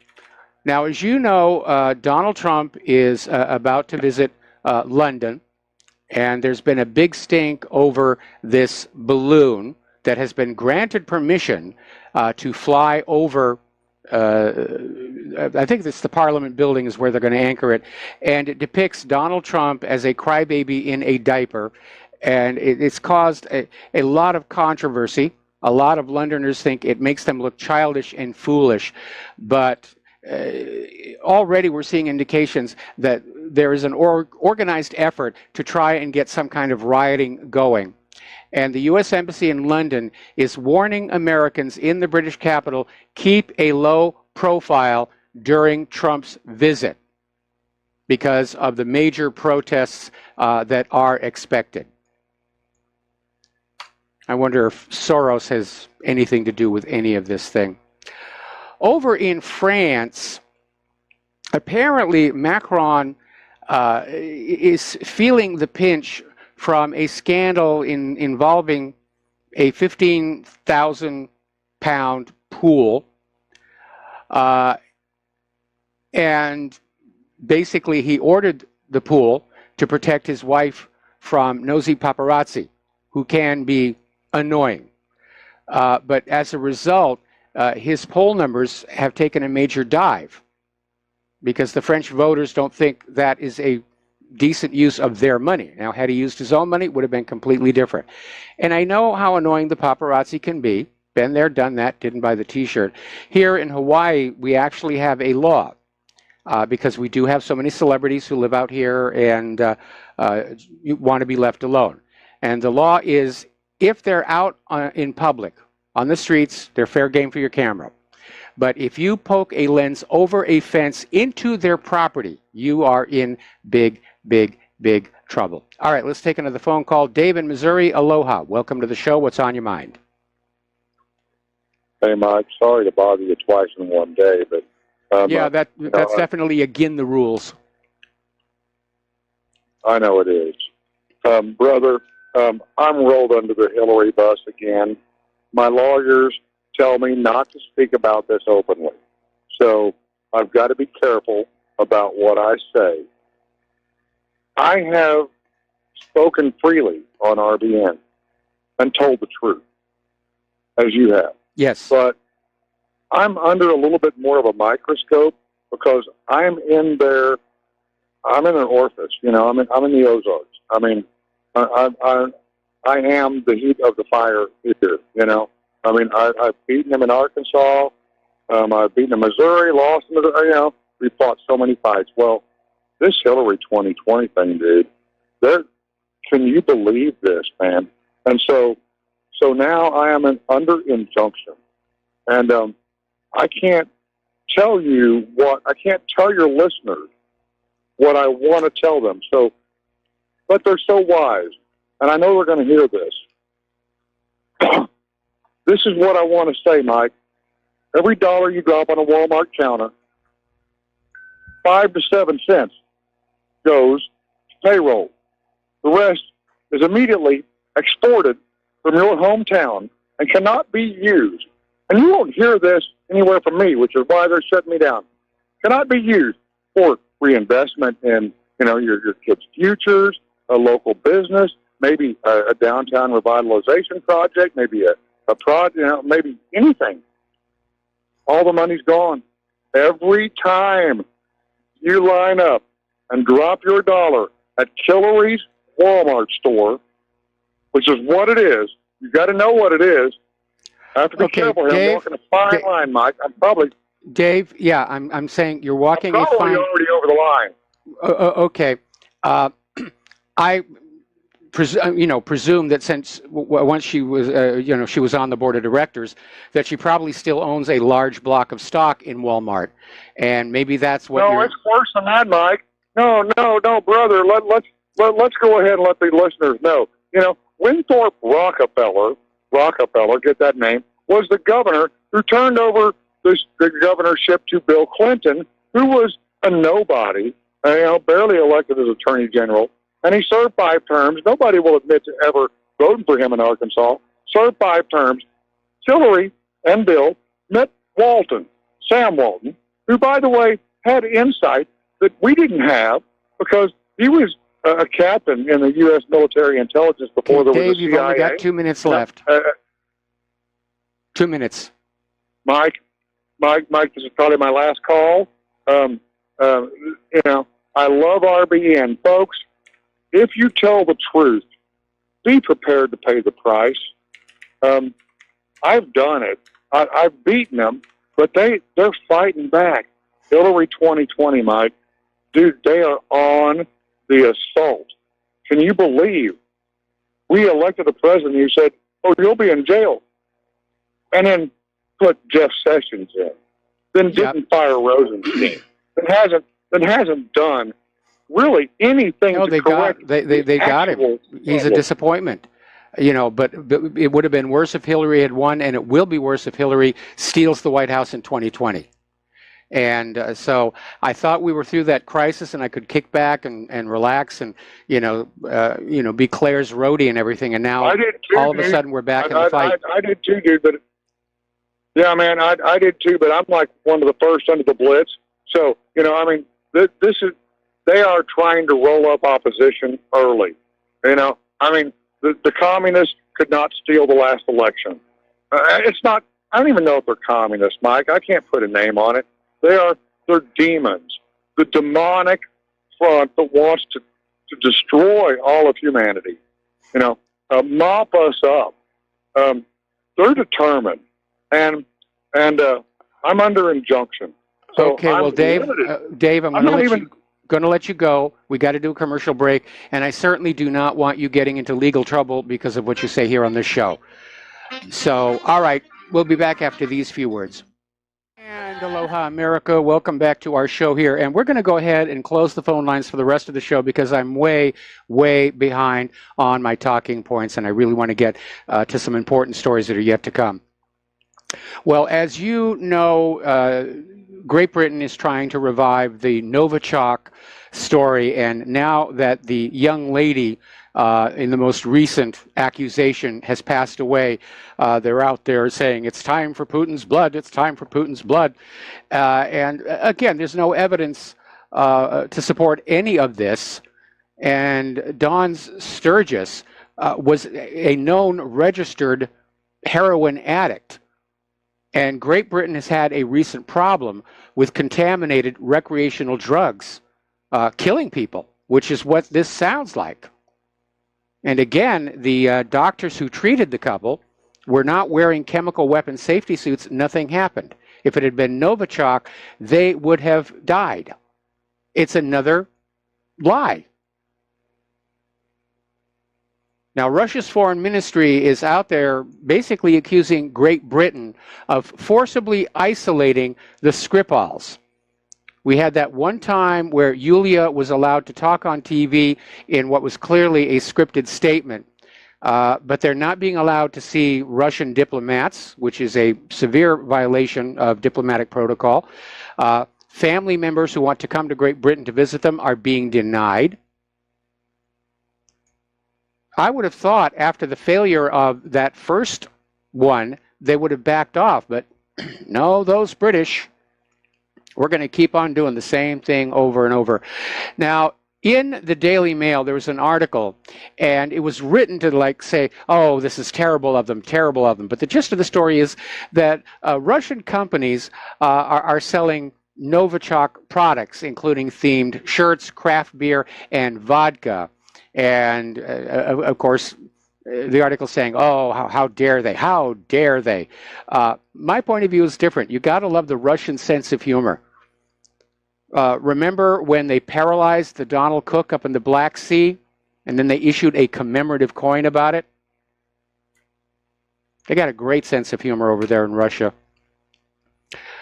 Now, Tory Member of Parliament Sarah Wollaston, who chairs the Health and Social Care Committee, basically drew a Twitter storm for basically saying that the remaining games of the World Cup should be relocated to punish Russia for this attack on British soil, which got a lot of people wondering how her health was doing. The final game is this Sunday. But let's ask a very simple question. We all know that a lot of people questioned why Russia would bother with this aged spy who is no longer politically relevant. Why would Russia attack this newer couple who were drug users and basically of no strategic value whatsoever? It doesn't make any sense. What does Putin gain from targeting these people? Absolutely nothing. It's just more of the same bovine excrement here. Meanwhile, getting on back to the World Cup, apparently Russian law enforcement has grabbed some illegal European Union-bound migrants posing as football fans, soccer fans. Apparently, they went up to Russia and said, yay, yay, yay, yay, yay, and, oh, we're from Europe, we're going to go on back to Europe now that the games are over. Now, this is a story, a lot of people wanted me to get to this, and it's the reason why I turned the phone lines off. Donald Trump has issued a pardon to Dwight and Stephen Hammond. Now, these are the two ranchers whose case sparked an armed occupation of a national wildlife refuge up in Oregon. And they were convicted in 2012 of intentionally and maliciously setting fires on public lands. The arson crime carried a minimum prison sentence of 5 years, but a sympathetic judge said that was too much and gave him much lighter prison terms. And Trump has now issued a pardon. This is one of the things Trump has done that I agree with. And we need to remember that a lot of this land grabbing that was going on up at that Malheur refuge was tied in with the Uranium One deal. Little bit of good story. Instead of taking months, it is over and done with. All 13 people who were trapped in that Thailand's cave, the Lao Luang cave, have now been brought out. Remember when it was first revealed they'd been discovered, they were in there, they were trapped. It was going to take months for the water to drain and for them to get out. And I said, just teach the kids how to scuba dive. And apparently that's what they did. And they're all out and safe now. So that's good news. Really, really good news. Okay, we're coming up here on yet another commercial break. And when we come on back, we're going to be talking about events happening in other parts of the world, the usual wrap-up with science, technology, and a lot of other good stuff like that. So stay tuned, and we'll be back after these words from our sponsors. And aloha, America. Welcome back to the show here. Now, we're seeing so much violence all over, whether it's Portland or in front of the Supreme Court building, and it's happening all over the world. And the three big hot spots right now are Haiti, and it's a bad time to be in Haiti. There's been an increase in gasoline prices, and it's triggered mass rioting. And apparently a number of American missionaries are currently fearing for their lives. And they're unable to get out of the country because many airlines have canceled all flights in and out of the country, and they can't even get to the airport in safety. Now, the Haitians never recovered from the big quake, and all the money that was raised for Haitian relief was actually spent buying up huge amounts of property for pennies on the dollar and building luxury resorts. And so the Haitians do not look on America with fondness. In fact, I remember there was this Haitian politician very high up in their government who was out there publicly saying that the Clinton Foundation just cheated them. The Clinton Foundation raised billions of dollars for Haitian relief, and they built maybe 6 houses. Now, over in France, in Nantes, there's literally a battle going on between African migrants and French police. And it started when police shot a 22-year-old migrant named Abu Bakr Fofana. And the riots went on for 4 days, but eased when relatives said they were filing a lawsuit. The shooting is an accident. But the worst of the riots looks like a war between police and migrants. And of course, the third one is Portland. And this riot is over the Trump administration and immigration policies. Now, Portland has been the heart of many of these political movements since the election of President Trump, starting the day after the election in which Hillary Clinton suffered a surprise loss. And the riots in the city have been going on for months, with some particularly heated moments occurring in this month.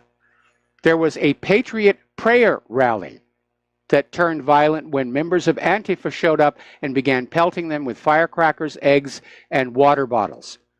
And these counter-protesters were identified as the Eugene Antifa, who named their demonstration Defend PDX, Patriot Prayers, Violence Must End, except they were the ones being violent. And it is rather interesting when you get back to that gun grabber debate, where the liberals are all out there screaming about conservatives who are gun enthusiasts. We're not the violent ones. We're not out there throwing eggs at people. We're not out there saying, go confront the opposition when they're out having dinner with their family. It's the liberals who are the violent ones, and they're demonstrating it more and more. Now, down at Parkland, following the Valentine's Day massacre, there has finally been a vote by the county to provide armed guards in all schools. I certainly hope they get better protection than from the local police who just stood there and let it happen. Now, as I mentioned before when I was talking, Twitter is starting to suspend accounts.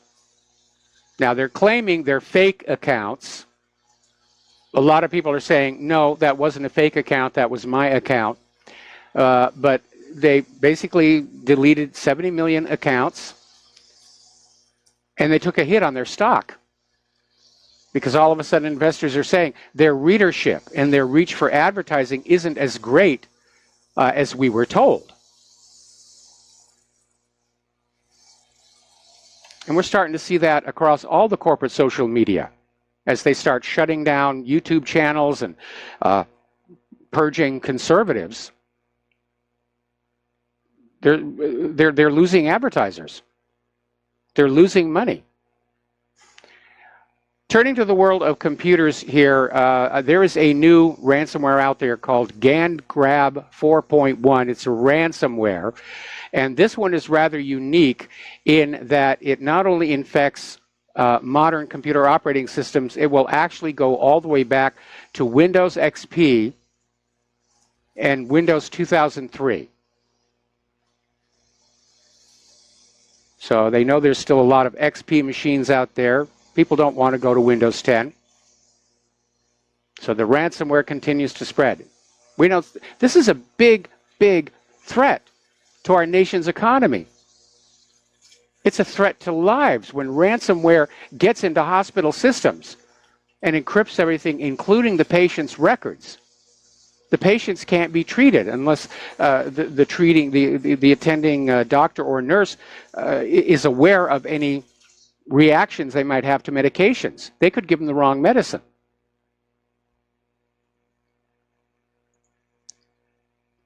And yet the attitude seems to be, no big deal. Unless it's a government computer, then we'll do something. But that's why you buy, computer security software over and over and over and over and over again. Over in Great Britain, there's a new law that they just passed called the Counterterrorism and Border Security Bill. And there is a provision in there saying that viewing terrorist content online more than 3 times is a terrorist offense. Now, this was supposed to address a loophole in the law which saw people stream terrorist material on websites such as YouTube without storing it on their own devices. But it's creating a problem because you have people who are looking at terrorist content who are not in fact terrorists, like academics, journalists, the occasional webmaster, or even just some curious people.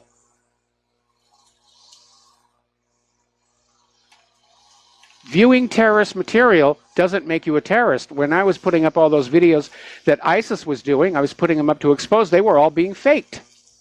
But under this British law, I would be considered a terrorist.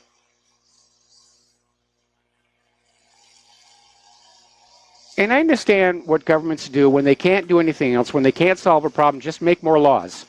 Forget that we already have laws, we'll make a new law, everything will be fine. That's what we do. We make laws. And they're not really very well thought out, are they? Now, Boeing, and this is about 4 months ago, China revealed its plan to design a hypersonic passenger airliner. And Boeing Commercial Airplanes has jumped into the race. They've unveiled plans for a Mach 5 passenger airliner. Would be capable of crossing the Atlantic Ocean in just 2 hours or the Pacific in 3. That would be an absolutely amazing ride. And I hope they get it this time because many years ago, there was actually an attempt by the United States to come up with a commercial passenger supersonic aircraft. It was called the SST program, the Supersonic Transport. And all the big players got in there and they put together plans, and some of the aircraft looked really beautiful. But they basically dropped on out, and Concorde came on in as the only supersonic passenger jet, and was in service for a long time until it simply got too old to maintain any longer. But it will be amazing to see a Mach 5 passenger airliner if they can actually get it done this time. Now, cosmologists have done a very interesting experiment to try and reconfirm Einstein's theory of relativity. And Einstein's theory of relativity explains why, when you drop 2 objects, a tiny marble and a cannonball, they hit the Earth at the same time. But they wanted a new test bed that was a little bit bigger than the Leaning Tower of Pisa. And so they basically went on out and they found a small group of mutually orbiting stars that they were tracking for a very, very long time. They're calling it the most stringent test yet, and confirmed once again, relativity is proven right. Now, it's been proven right a lot of times. The only time anybody questions relativity is when people point to relativity as a reason to question the Big Bang. But relativity is definitely real out there. And it may be the reason why we don't see alien civilizations coming to pay a visit. Because under relativity, you cannot go faster than the speed of light. And in a galaxy this large, that's a big problem. The nearest star to us is 4.5 light years away. which means it would take 4.5 years to get there at light speed, 4.5 years to get back. Now, the people on board wouldn't feel that way because of time dilation, but it does make interplanetary, interstellar travel rather tricky and difficult unless you can find some kind of a workaround like warp drive or wormholes, which there's a theoretical basis for some of that stuff, but we haven't seen anything about it yet. Over at the FDA, as you know, they're out there sounding the alarm about the opioid epidemic, which has been fostered by all that inexpensive opium flowing in from Afghanistan, both to the street dealers and to the giant pharmaceutical corporations who have been caught financially incentivizing doctors to write prescriptions for these addictive pain killers. But the FDA, in coming up with their numbers about how bad the epidemic is, fudged the data a little bit and basically included kratom in the calculations. Now, the FDA is saying that they consider kratom an opioid even though the molecule is completely different. Their rationale is that they think it binds to the same receptors as opium. But the FDA is trying to build a case to schedule kratom because there's nothing that the giant pharmaceutical corporations hate more than an inexpensive, natural medication that can't be patented and monopolized.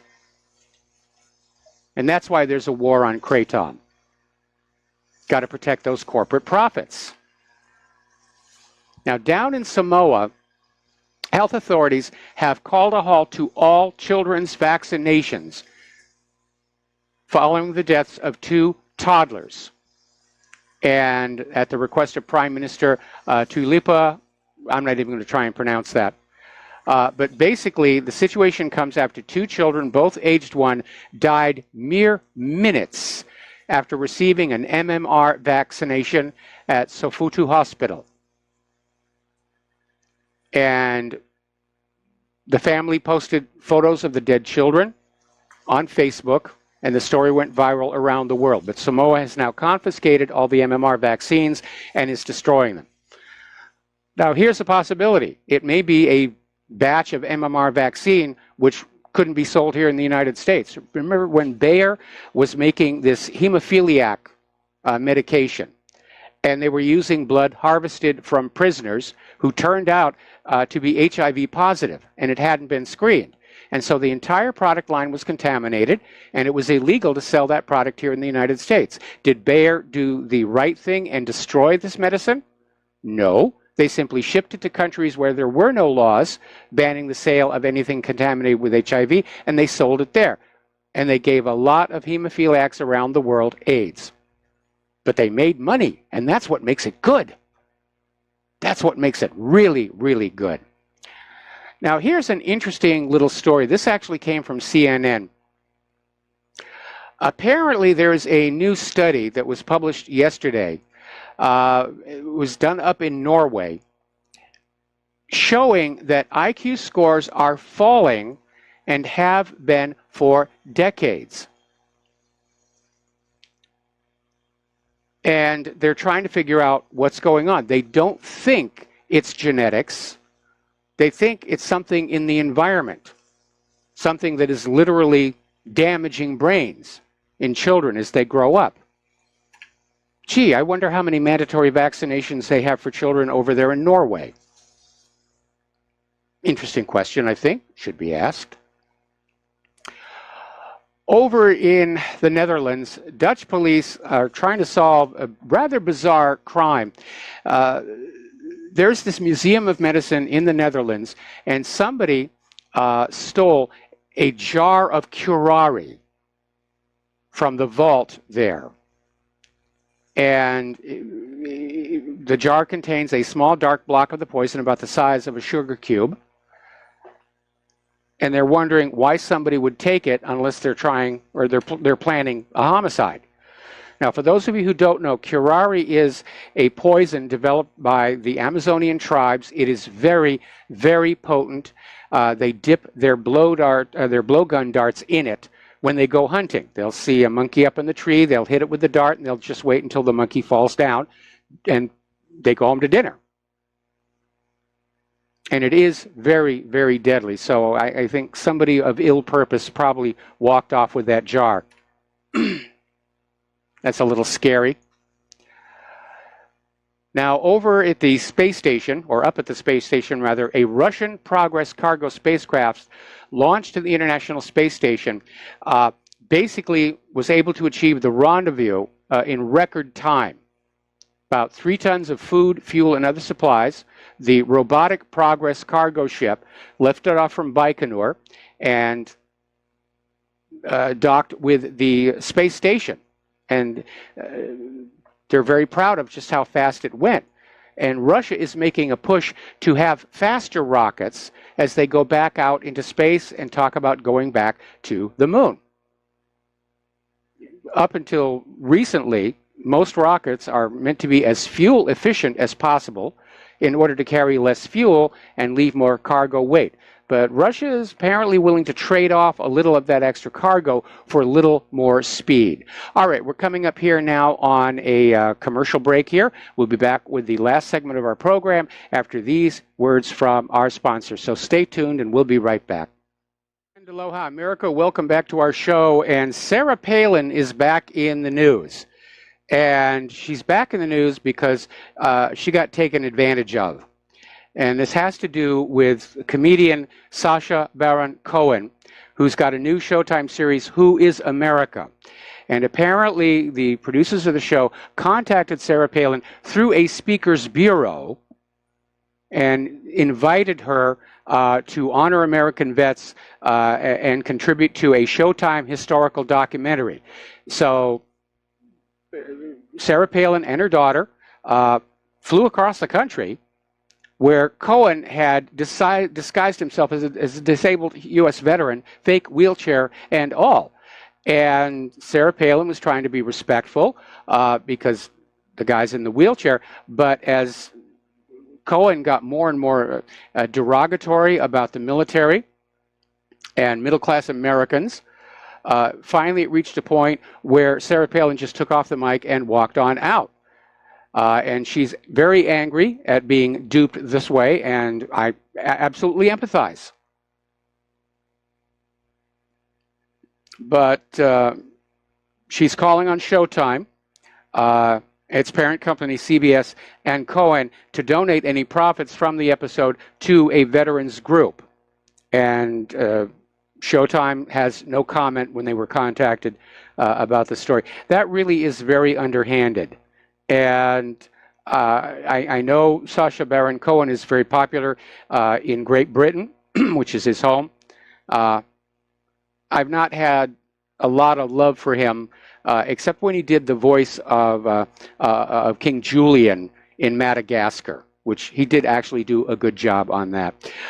Alrighty, getting on back to local news, the Hawaiian volcano is still growing each day. Somebody just sent me a wonderful photo taken from a passenger jet at altitude looking down on the lava field.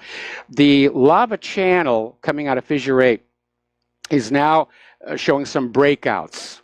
It's starting to basically wander out of the channel into other areas, which fortunately already have lava all over them, so it's not really a big problem. Again, no deaths, but over 600 homes have been destroyed.